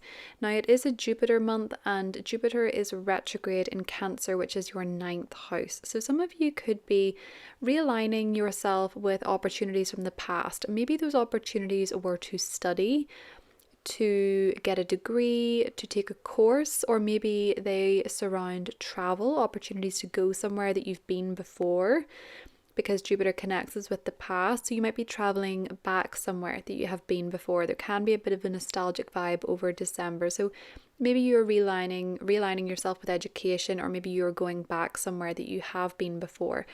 And that is what you're spending your money on in December, potentially Scorpio. But a lot of you could be investing some of your money into courses or study as well. Now, the Sagittarius energy is going to clash with both Saturn and Neptune in Pisces in your fifth house. Do watch out in particular for the 14th of December when your ruler Mars gets into a square with Neptune, both in the final degrees of Sagittarius and Pisces, respectively. There can be different versions of the truth at this time, and there can be rows about beliefs, but because it's quite confusing and draining, be careful of what battles you find yourself in at this time or you choose to engage with. Your Gemini house hosts a full moon on the 4th of December, and so the area of life illuminated for you, Scorpio, is the 8th house. Themes of joint resources, the money between you and another person, the money that you receive from another person. So that can be inheritance, that can be tax, that can be a loan, that can be a mortgage. These matters can come to the fore in the first week of December. And you may be feeling some intense feelings about this. 1, because it's a supermoon. 2, because it's happening in a very sensitive and intimate part of your chart. And 3, because the dispositor is Mercury in your sign, in your first house. Now, Gemini rules the mind, so you could be thinking a lot more about 8th house matters such as joint financial resources. You could be talking about them. You could be receiving information. Some of you could be sharing a secret at this time, or some of you could be opening up verbally about something that is weighing heavy on you. You may be feeling a bit more emotional and sentimental, and even a little bit more on edge with a full moon in the 8th house. But I think for a lot of you, Scorpio, you're going to want to discuss something. You have something on your mind to share. You have something on your mind. And I don't think it's a bold public declaration necessarily, but something you maybe want to share with a therapist or a counselor or a very close, intimate relationship. You may have something that you want to say.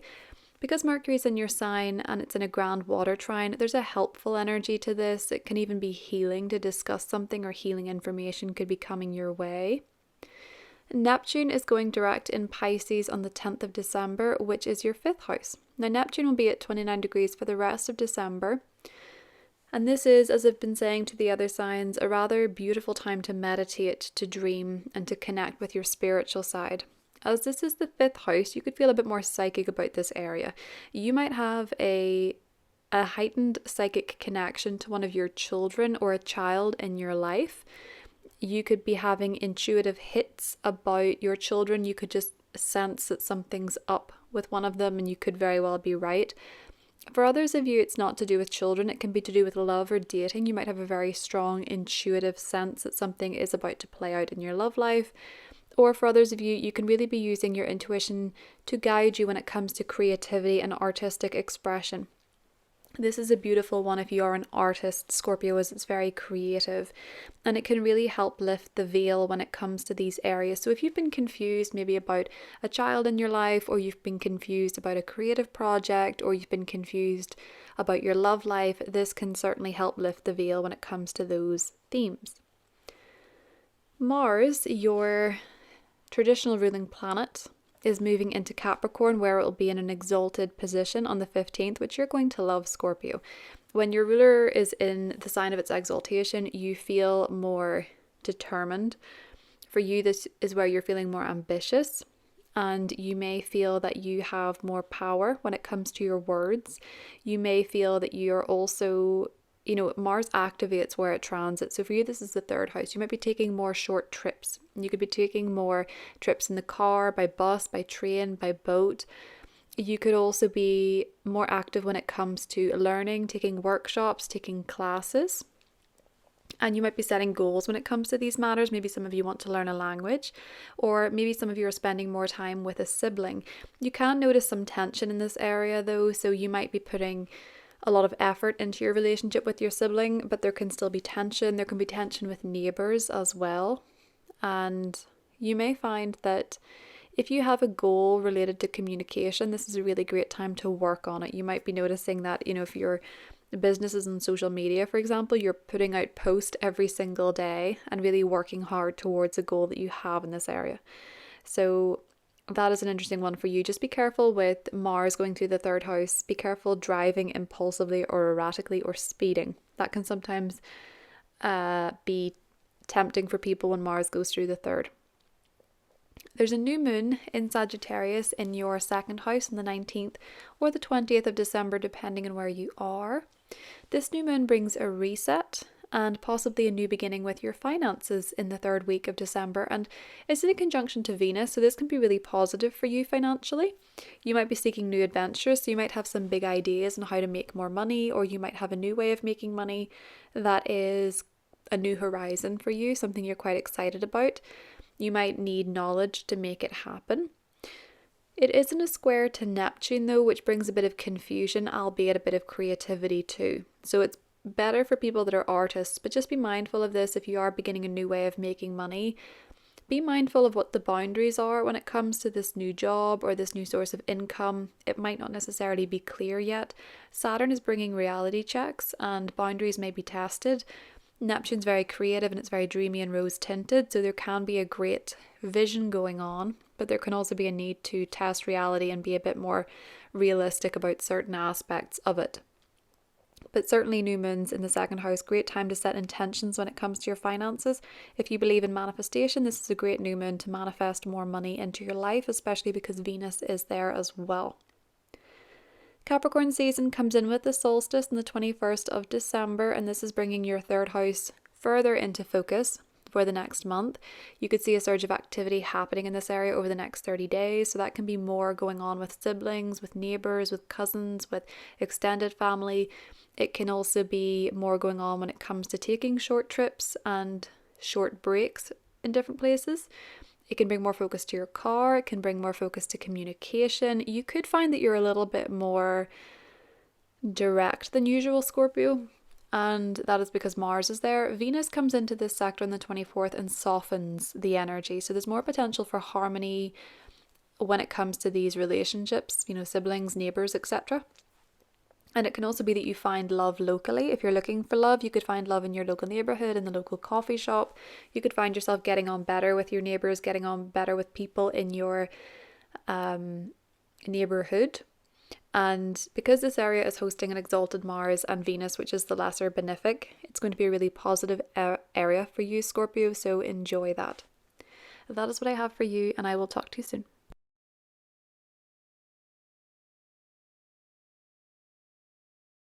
Hi Sagittarius, welcome to your horoscope for December 2025. Sagittarius, it is your season until the 21st of December, and this means that your first house is lit up. A lot of your energy and a lot of your focus could be going towards yourself, your physical body, your image, your aesthetic, your approach to life, your personality, your own personal wants, needs, and desires are very much in focus, and they could absolutely be going through a transformation because Jupiter, your ruling planet, is retrograde in Cancer in your 8th house. So the 8th house is transformation. Some of you could be going through physical transformations at this time. Maybe you are having surgery, maybe you are pregnant, maybe you've really changed the way that you take care of yourself, and all of this has led to an image or aesthetic change. A Jupiter retrograde, though, can realign you with opportunities from the past to make change. It can also realign you with money from the past. So money that was owed to you, or money that hadn't come through yet that was owed to you, can come up in December. This energy in your first house, the Sagittarius energy, is going to clash with both Saturn and Neptune in Pisces. Now, that is your fourth house of home and family and property. Watch in particular for the 14th of December. Mars is at the final degree of your sign, and it's clashing with Neptune in Pisces in the final degree of your fourth house. So there can be different versions of the truth. This is very much recollections may vary between you and a family member, or you and someone that you live with, or between you and someone who is handling a property matter for you. It can be very confusing and draining energy with Neptune here, and you might not be 100% sure what the issue is, and you can be feeling a little bit disillusioned with something going on with family or something going on with property.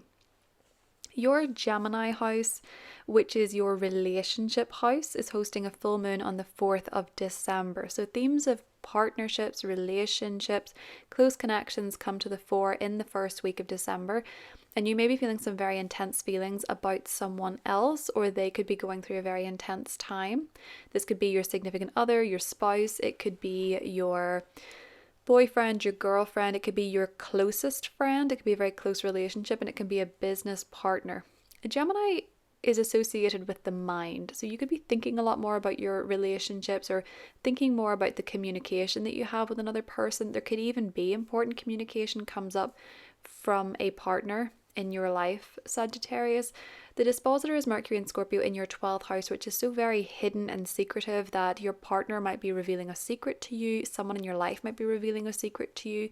They could be going through an ending in their life, or they could be going through some sort of loss in their life, and they could be sharing this with you. But it could be that somebody very close to you is sharing a secret with you, a personal secret, and this might be quite healing with the Grand Water Trine, or this information might be coming out for the best in the long run. But this can help bring you clarity in a relationship. This could also be that your relationship is reaching the next level. For some of you, it could be moving in with someone, getting engaged, getting married. For others of you, it could be leaving a relationship. Full moons in the 7th tend to amplify the closest relationships in your life. Now, Neptune is going direct in Pisces on the 10th of December, which is your 4th house, as I mentioned before. And Neptune's going to be at the final degree of Pisces for the rest of December. And you might notice that when you're at home, you may be focusing more on getting good quality rest, good quality sleep, meditating more, connecting with your spiritual side within your home. You may also feel a bit more psychic when it comes to family, or when it comes to home or property. So if you're viewing properties, you might just have this intuitive hit that something isn't quite right. And I would trust that, Sagittarius. You know, your intuition is going to be very strong when it comes to home and family matters. And if there has been confusion going on with the home or property or family with Neptune going direct and completing its cycle in Pisces until February for the last time in our lives, it can help lift the veil when it comes to this area. Mars, the planet of action, is going to be in your sign until the 15th, which is giving you more energy to get things done. You might be feeling more ambitious, like you can conquer more. It shifts into your 2nd house in the 15th, which is the sign of its exaltation. Mars energizes the theme of ambition in here. So for you, Sagittarius, with it activating your 2nd house, you might have more goals financially, or you might be taking more action when it comes to your financial situation. You know, going for promotion to get a pay rise, asking for a pay rise, working at your business harder to get more sales, whatever it is. You may notice that you are really taking action when it comes to money. And sometimes with Mars, it can mean that you're spending more money. But for you, Sagittarius, I think you might be investing more money into something that can help you professionally. For some of you, you can also notice more tension in this area. So bickering about money or arguments about money is more likely. Nevertheless, Mars and Capricorn, it's a great time for discipline, focus, and drive when it comes to your finances. There's a new moon in your sign on the 19th or the 20th of November, and this new moon is bringing December. I keep doing this because I record these in November. This is bringing a reset to your 1st house on the 19th, 20th of December. This reset can bring a new opportunity for you to take better care of yourself. I think for a lot of you, this new moon could be signaling a physical transformation based on Jupiter being in the 8th. You could be going through a new aesthetic. You could be changing your image. Your body could be changing, as I said before, the pregnancy or surgery or some sort of cosmetic procedure for some of you. I'm not suggesting any of these things, by the way. I'm just saying how the astrology can play out. This could be a new beginning for you when it comes to your aesthetic in the 3rd week of December. But it can actually just be that you're changing your goals and your wants and your desires. What you want from life are changing and transforming. Maybe because with Jupiter in the 8th, you're doing some inner work or shadow work, and this is changing your perspective. Because your sign is one that wants adventure with this new moon, you're maybe exploring a new look, or you're maybe exploring a new style. And because of the squares to Neptune and Saturn, you could be feeling a bit confused when it comes to family. Maybe they're a bit confused by your image changes, or they're a bit confused by your personality changes. That could be something that's causing a little bit of tension.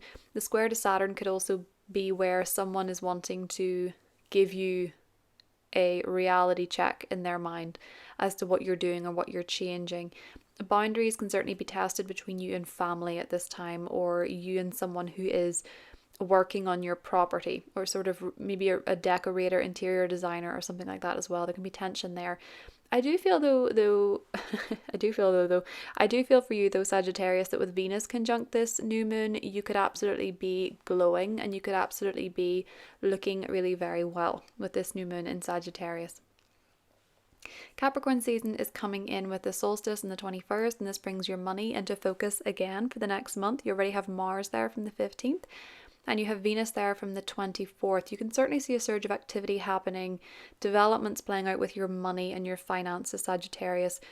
You can absolutely find more things that you want to spend money on at this time, because Venus being there and Mars being there, Mars can make you quicker at spending money, and Venus can bring more things that you like, but you can actually be more of a money magnet with Venus here, and you can absolutely attract more gifts from other people while Venus is going through the 2nd house as well. That is what I have for you, Sagittarius, and I will talk to you soon.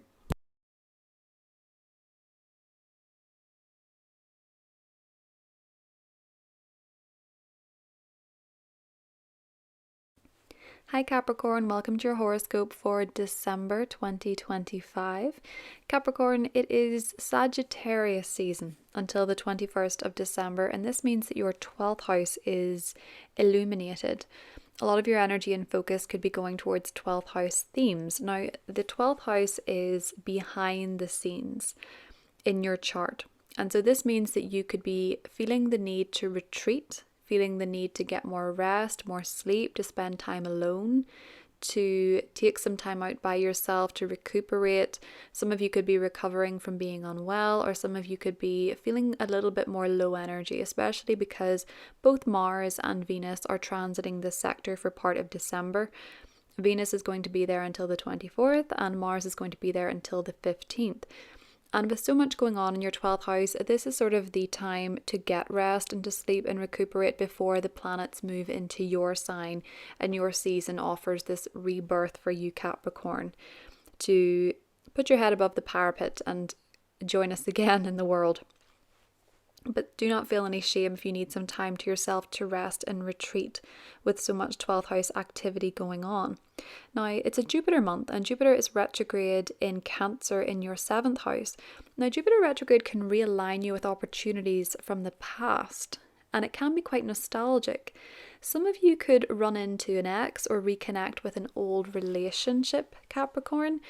Some of you could reconnect with a near miss relationship where you was not the right time before. It might be the right time now. You could be reconnecting with your partner, your existing relationship, deciding that you want to spend more time together. Or some of you could simply be reflecting on what you want from a relationship, and if you feel that it's not working. The 12th house is also the season of ending, so some of you may be releasing that if it's no longer working for you. Now, the Sagittarius energy in your 12th house is going to clash with both Saturn and Neptune and Pisces in your 3rd house. So do watch out for the 14th of December in particular. There's this clash between Mars and Neptune. and they're both going to be at the final degrees of their signs, Mars in Sagittarius, Neptune in Pisces. There can be a little bit of a crisis, and it can lead to an argument maybe with a sibling. There could be something about a sibling that comes up for you, Capricorn, or something about a neighbour or a cousin, extended family. There could be an argument or different versions of the truth. This one sort of gives me the recollections may vary energy, and you could find it a little bit draining. Neptune is going direct in Pisces on the 10th of December, which is your third house. So Neptune's going to be there for the rest of December and until February, when Neptune leaves the sector for good. This is your third house, so you could have a more psychic connection maybe with a sibling, with a neighbour, with a cousin, whatever the case may be. You could be more psychic about these people. You could be dreaming about these people, or you could have intuitive guidance about these people, or about third house matters such as your local community. You might feel guided to get involved in your local community. The 29 degree of any sign can bring a bit of a crisis, so there could be something going on with those people or within that area. It could be a crisis of learning as well. With the third house, maybe you're cramming for an exam. There's a lot of signs and synchronicities in this area, but Neptune going direct can actually help lift the veil if you've been confused about a sibling, a neighbour, or a local matter. Your Gemini house is hosting a full moon on the 4th of December, and for you, that is your 6th house. It's going to be illuminated. So this is your day job. This is what you do on a day-to-day basis if you work or you go to the gym, or your wellness routines, how you eat, how you exercise. They're all very much coming to the fore in the first week of December. So there could be something going on in your work, Capricorn. There could be something going on with your health. I think for a lot of you, it's likely to be a work social event, or a team that you work with, or a team that you exercise with. Gemini rules the mind, so you could be thinking a lot about your work, your day job. It could be quite busy. It could be a lot of emails, phone calls. You could even be experiencing important communication about your job. Because the dispositor is Mercury in your 11th house, and it's directed in a grand water trine, there could actually be a positive social event coming up for you with your work, or there could be a team event coming up with your work that could actually be quite helpful when it comes to information. It could help bring you clarity about your workspace, or even about your health and what you want to do to have better health in the future and take care of yourself. You might have new health goals that you're setting. Sometimes full moons in the 6th house can coincide with doctor's appointments, or follow-ups on something medical. But for a lot of you, I do think this is to do with teamwork specifically. This month, Mars, the planet of action, is moving into your sign on the 15th, and this is the sign of its exaltation. So you're really going to like this, Capricorn. This is going to energize you. You're going to feel more like yourself. You're going to feel more ambitious. You might have more personal goals when it comes to what you want. You might be feeling very ambitious, very disciplined when it comes to a personal goal that you have. It's in your sign, so these goals are unique to you, and you're more inspired to take action on them and get what it is that you want to have your needs met. You can notice some tension here though. You might be more direct. You might inadvertently rub people up the wrong way, or you might notice that you're a little bit quicker to anger at points. But Mars in Capricorn is otherwise very disciplined, and it's certainly going to give you the drive to achieve the goals that you want to achieve. Just be wary of working too hard. There's a new moon in your 12th house on the 19th or the 20th of December, depending on where you are. And this new moon is bringing both a reset and a new beginning to this sector. So for some of you, with this new moon, I think you could be beginning a chapter of letting something go. This could be forgiving someone that you're very close to.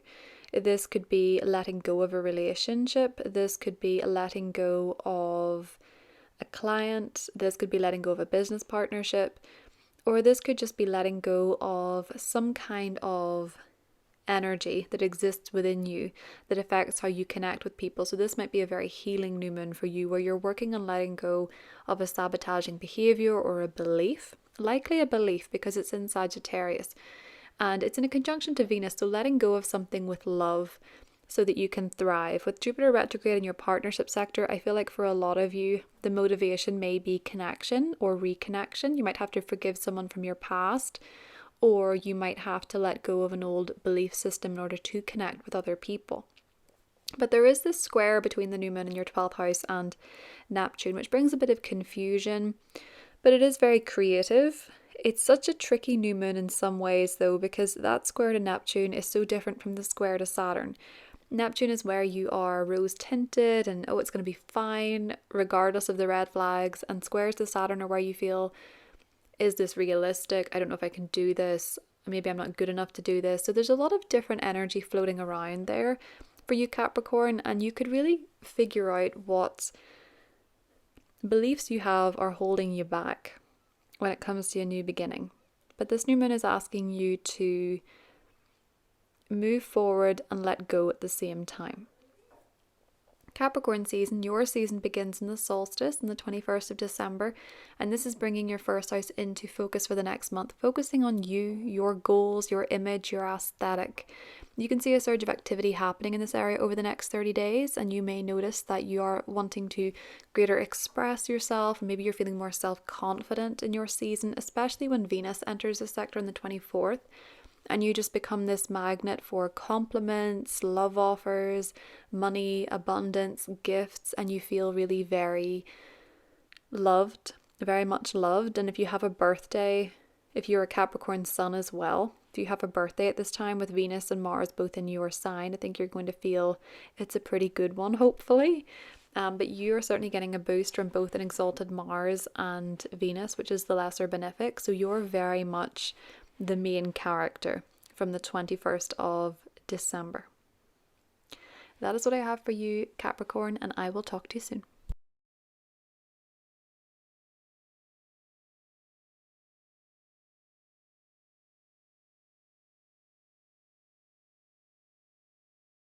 Hi Aquarius, welcome to your horoscope for December 2025. Aquarius, it is Sagittarius season until the 21st of December. And this means that your 11th house is lit up. A lot of your energy and your focus could be going toward 11th house themes such as friendship, networking, socializing, groups, teams, communities. This is very much a time to socialize and mingle and network, Aquarius, because Venus is there until the 24th of December and Mars is there until the 15th. So there's a lot of opportunities that can come up in the first half of December to mix and mingle and meet the right people, connect with different types of people, be part of a team, be part of a group. And Sagittarius season is answering to Jupiter retrograde in the 6th house for you. And it's exalted in the 6th house, so that's positive. But that simply means for you, Aquarius, that if there was an appointment with a certain doctor or a personal trainer or dietitian, somebody that you wanted to see before in a health matter that you didn't get to see, this can be a time when that appointment can come round again. You can finally get that opportunity because Jupiter retrograde can realign you with opportunities from the past. Maybe there was a race you wanted to run but you couldn't run it at a certain time and it's coming back around again. It can realign you with people that you work with socially. Maybe someone that you used to work with, you can realign with them and connect. It can also be a time where you have some blasts from the past in your 6th house. So you run into someone you used to know from the gym, or you used to know from the doctor's office, or you used to know from your old job. There can be blasts from the past in that area as well, Aquarius.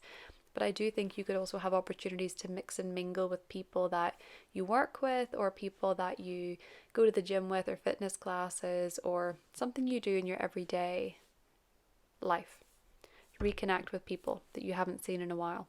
Now this Sagittarius energy, while all well and good, it will clash with both Saturn and Neptune in Pisces. So watch for the 14th in particular. That's the Mars-Neptune clash.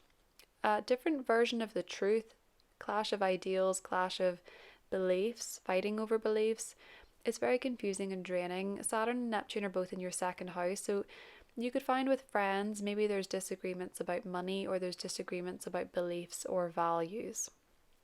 Now, your Gemini house, which is your 5th house, Aquarius, hosts a full moon on the 4th of December. And this is basically the first week of December that you'll be feeling this. This is illuminating your fifth house of children. It's the fifth house of creativity. There can be pregnancies, births around a full moon in the fifth house. It can also be to do with love. There can be dating coming up around the fourth or the fifth in your fifth house. There can be romance, there can be falling in love, there can be love declarations. But for a lot of you, it can be that you're working on something creatively that may tie into a goal of yours. So, Gemini is about the mind. You may have your passions, your hobbies on your mind. You might have something comes up with a child under this full moon, or you might have something comes up with a love interest as well. But because Mercury is the dispositor and Mercury is in your 10th house of professional advancement and career and status and reputation, for a lot of you Aquarius, you could be working on a creative goal or a passion project, or you could find that you're receiving news about your job or about your career with Mercury being the dispositor, and this is perhaps about your children. So this could be about maternity leave or parental leave, or it could also be that perhaps if you're falling in love with someone, that you meet them through work, or they're connected to you professionally, or there's someone who lives quite a public life. Or it could be that you have a creative goal that you want to put out there publicly with this connection. But for a lot of you Aquarius, this full moon could be a lot of fun, because the fifth house is about fun, and you might have a party to attend, you might have some sort of concert to go to or a gig to go to around the fifth, doing something fun maybe with your children, doing something fun with children in your family, so your nieces, your nephews, or just going to something that is enjoyable, an event that's enjoyable, or maybe even going out on a date with someone that you work with or you know professionally.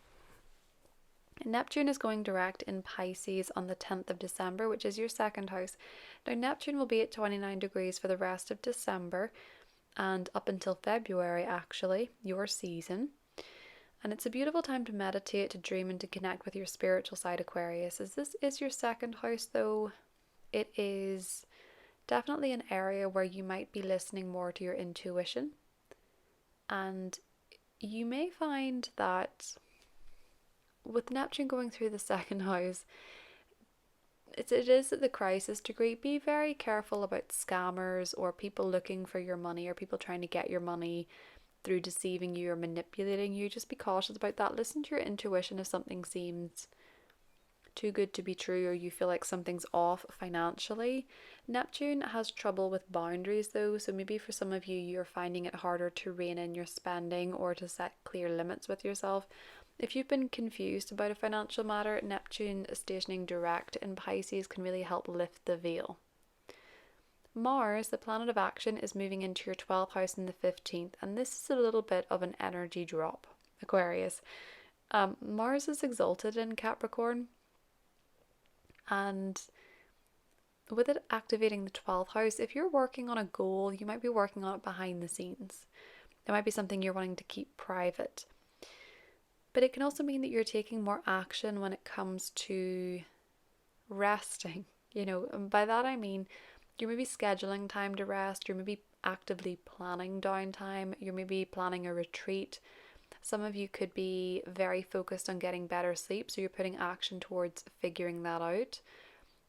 Putting action into resting may sound contradictory, but it's actually not, because rest is productive, especially when Mars is going through the 12th in Capricorn. Mars will be very productive for you. So if you have big goals that you're working on, it's as important to schedule some downtime, Aquarius. It can also be a time when you do notice some tension though when it comes to 12th house themes. So that can be where you have angry dreams, or you feel psychic attack, or you feel an energy shift that is not pleasant, and you're very tuned into the fact that the energy has just shifted, Aquarius, which can be really hard to explain, but you'll know it when you see it. It can also mean that people sort of come out of left field action-wise in a way that surprises you, that you wouldn't have foreseen. Maybe they're acting in a way that's a little bit mean and you didn't see it coming. With Mars going through the 12th house, that can sometimes happen. You can also sometimes, what I have observed, when Mars is transiting your 12th house, you can find that you're more suspicious of others, and others can actually be more suspicious of you. There is a new moon in Sagittarius in your 11th house on the 19th or the 20th of November. I keep saying November, December, depending on where you are. So just to clarify, 19th, 20th of December, new moon in your 11th house. So there could be a reset with a friendship in your life. There could be a new friend entering your life. There could be a team that you're joining, a group that you're becoming a part of. You could be getting more actively involved in a cause as well, Aquarius. And within that third week of December, maybe you are looking to have more of an adventure socially, to travel with a friend, to take a trip with a friend, to take a trip to see a friend, to try a new group, a new team to join that you wouldn't ordinarily sign up for. You're seeking new horizons. There is a square to Neptune and there's a square to Saturn, both in your second house, so you might be a little bit confused about what this is going to cost, or there could be confusion about financial matters. If you're joining a team or a group that requires a membership fee, try to make sure that you double check all the details and you are sure what you're signing up for and you're sure of how much you can give financially. Or, when it comes to friendships, try to be, it may require a boundary check here and there going forward when it comes to values and being on the same page. That's one way that this can play out with those squares. But Venus is conjunct this new moon, and that's in your 11th house. So I think a lot of you could have a lot of opportunities in the 2 weeks that follow to socialize with friends and to really get more opportunities to mingle. Though on the 21st, the sun then moves into your 12th house, and this is where you are focused very much on resting. As I said, with Mars and Capricorn, rest is productive. You may want to take more downtime, to relax, to get better sleep, to take a retreat, to pull back a little bit from the world, Aquarius. And you may find that you have more of a connection to your intuition, but also you may have more of a focus on your mental health, wanting to take care of your mindset, wanting to take care of your mental sanity. Now, Venus enters this sector on the 24th, and when Venus goes through the 12th house, when it comes to relationships and romances, you want to keep them private. They could be very secretive at this time. For those of you that are looking for love, or you do find someone or you're dating someone, you may want to keep it quiet immediately. You may want to keep it very much on the down low with Venus going through the 12th house.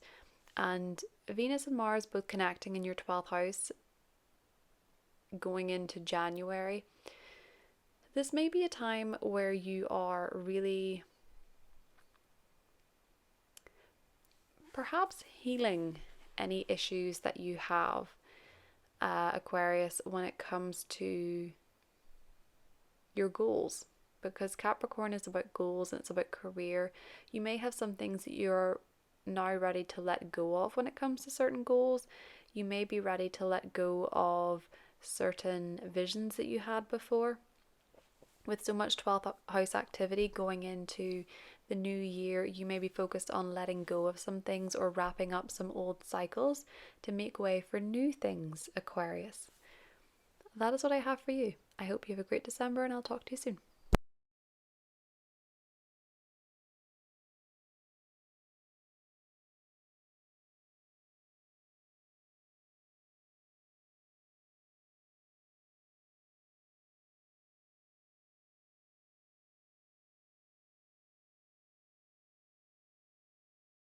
Hi Pisces, welcome to your horoscope for December 2025. So Pisces, it is Sagittarius season until the 21st of December, and this means that your 10th house is lit up. Now, a lot of your focus and your energy could be going to 10th house themes such as your career, your public image, your reputation, your social status, how you're perceived by the world. You could be very focused on your work and your goals, Pisces. The sun will be there, Venus will be there until the 24th, Mars will be there until the 15th. So the first half of the month for you, Pisces, is very focused on your work and your career. There could be a lot going on in this area, and you could be a lot more visible at this time professionally. Now, it is a Jupiter month, and Jupiter is your traditional ruler, and it's retrograde in your 5th house. Jupiter retrograde can realign you with opportunities from the past, and it can cast a bit of a nostalgic vibe over December. So you might notice some blasts from the past in your Cancer house, and for you this is the 5th house. So this is about love and romance. You could have people from the past come back into your orbit. Now, I will say this, the 5th house is usually someone that you dated or wanted to date, or you didn't see them that way at the time, but when they re-emerge you see them that way. The 5th house is more about light flirtations and light romances rather than exes per se. So it could realign you from someone from the past, and this could turn into something romantic, or it could realign you with an old romantic interest. It can also be if you have children, maybe that whether they are in school or whether they're in college, they could be going to reunions, or they could be reconnecting with their old friends, and you could be seeing their old friends because of this. There can be nostalgia connected to your children. And it can also be creative endeavors. So there could be a creative project, passion, or hobby from the past, Pisces, coming back around that you are putting new life into, especially if you want to show this off publicly, if you want to show the world, if you want to show your audience what you're doing. You can certainly be sharing your past creative hobbies and talents with other people while it's Sagittarius season. Now, the thing about this, Pisces, is that the Sagittarius energy of the Sun, Venus, Mars, it's all going to clash in a square with Saturn and Neptune in your sign. And watch out for the 14th in particular, because it can bring a bit of a clash when it comes to different versions of the truth, or it can bring rows about beliefs, especially when it comes to your career. So because the Sagittarius energy is crashing a bit with your career, or with yourself rather, you could find, Pisces, that you feel like you're working very hard on something and maybe it's not being seen that way that you want it to, or maybe you feel like you're clashing with someone who is an authority figure at work, like your boss, or you feel like you're not being perceived correctly, or you don't understand why someone is acting a certain way when it comes to your work. Bear in mind, this is a very confusing square, and it can absolutely suggest that something needs to change, but just be mindful of getting baited into conflict, because you could actually be very uncertain about what you're arguing about. There can be misunderstandings with that square, so it's best not to overstep a boundary with someone, especially professionally. Now, your Gemini house hosts a full moon on the 4th of December, so for the first week of December, your home life, your family, and matters about property or heritage or lineage, they're all highlighted in the first week, and you could feel very intense feelings about these things, Pisces, especially as it's a supermoon, but happening in the 4th house. It's sort of this soft underbelly of a crab. When we have a full moon in the 4th house, you feel like your shell is taken off and you're very exposed emotionally. You can certainly wear your heart on your sleeve more when there's a full moon in the 4th house. You could be thinking a lot more about family. You could be thinking about family dynamics. You could be thinking about where you're living. You could be thinking about property. There could be a lot going on in your house at this time. Gemini is kind of a social energy. There could be a lot happening in your home or even within your local neighborhood. But you could be going through a move at this time. You could be renovating. You could be redecorating. You could be having a family party, a family get together. The dispositor is Mercury and Scorpio in your 9th house, and the 9th house is about foreign lands, traveling, foreign locations. So maybe for some of you this is about a property abroad, or as the 9th house is also about legal matters, there's legal documents coming up at this time. So some of you could be signing a mortgage, or some of you could be getting the deeds for your house or going through legal papers when it comes to property. Or it could also be that you're traveling with family, or family are traveling to see you. With Mercury in the 9th house, you have visitors in the home from abroad, or there are plans to visit family abroad or them to visit you. I do like that Neptune and Saturn are in your sign for this, because Mercury is connecting with a grand trine here. So you can feel like the conversation is flowing quite well. If you need information about your home or your property, there can be Very important conversations that bring clarity, but perhaps also bring healing as well, Pisces, when it comes to family, that full moon. Now, Neptune is going direct in your sign in the 10th of December. That's your first house, that's yourself. Neptune is also your modern ruler, Pisces. So this one is quite a strange one for you of all people, especially Pisces rising. Neptune will be at 29 degrees for the rest of December and on into February, when it will change signs into Aries, and we will never see Neptune and Pisces in our lifetime again. This energy itself is beautiful for meditation. It's beautiful for dreams, connecting with your spiritual side, connecting with your intuition. You, more than anybody, Pisces, will absolutely feel very psychic and very tuned into the divine and very in touch with your intuition.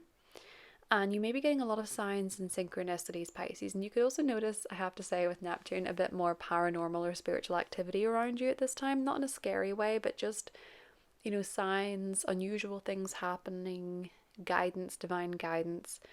Neptune direct, finishing its time in your sign, can help lift the veil a little bit when it comes to how you see yourself. So with Saturn in your sign and Neptune in your sign, it's very hard to see yourself clearly. Saturn can make you unnecessarily hard on yourself and hard on your appearance. Neptune can make you want to run away and escape and live in a fantasy land.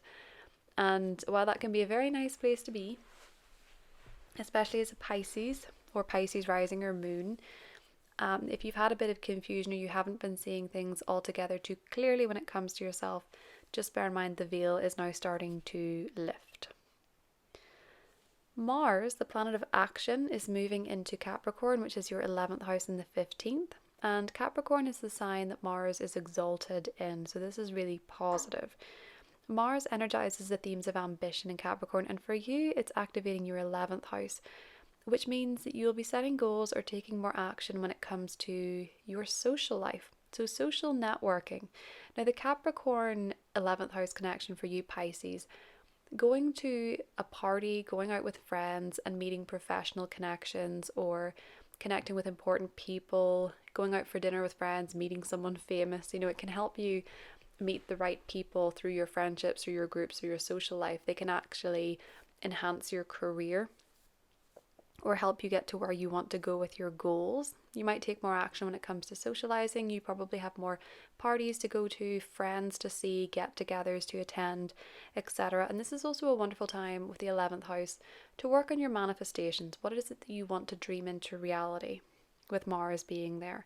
You can also notice some tension in this area, so things getting heated with friends or groups or teams from time to time. But Mars in Capricorn is exalted here, so it is a great time for discipline, focus, and drive to work on your goals socially. So maybe you want to socialize more, or maybe you want more friends, or you want to be more active when it comes to a cause or something that you believe in. There is a new moon in your professional sector in your 10th house on the 19th or the 20th of November, depending on where you are in the world, but you'll be feeling this the third week of December. The new moon brings a reset and possibly a new beginning here. So for some of you, this could be a new job, a new career, a new professional path, a new title.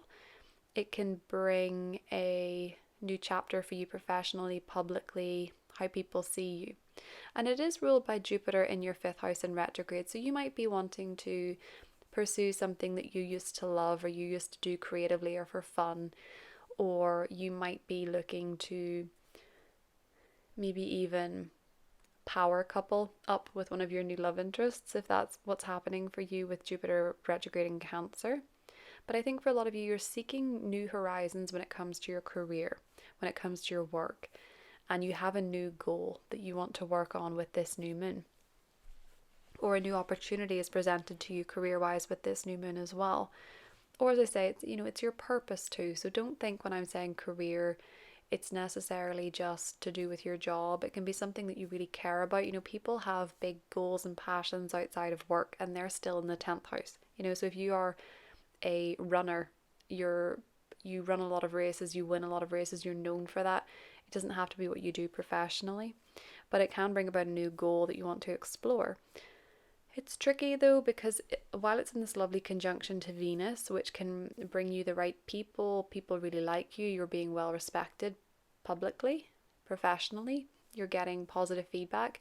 You could be doubting yourself quite a bit because of the square to Neptune and Saturn in your sign. You could be unsure what boundaries to set. You could be unsure how much to give of yourself, how to do it all and still have time for you. So you could be struggling with the boundaries of this new career development or this new goal of yours, Pisces. You could be struggling with how much of yourself you want to give toward it. Capricorn season comes in with the solstice on the 21st of December, and this brings your 11th house into focus for the next month, and you see a surge of activity happening here. You may find yourself wanting to express yourself more socially, to be more mingly, make new friends, connect with your friends, be out and about. You may feel more confident in social situations, especially after the 24th when Venus enters Capricorn. So you'll have the Sun there, Venus there, Mars there, the cosmic lovers there. So some of you could find love online or find love through a friend, or you could be making really positive friendships, really positive social connections in your 11th house. And, having a boost from Mars in its sign of exaltation and, Venus being there, Venus being the lesser benefic, this could be a really positive area for you, Pisces. So your social calendar might light up in the second half of December and going into January, and you may find that you can have a good bit more fun after a lot of hard work in the first half of the month, Pisces. But I think even when you're having fun, it might be helping you advance on a goal. That is what I have for you, Pisces, and I will talk to you soon.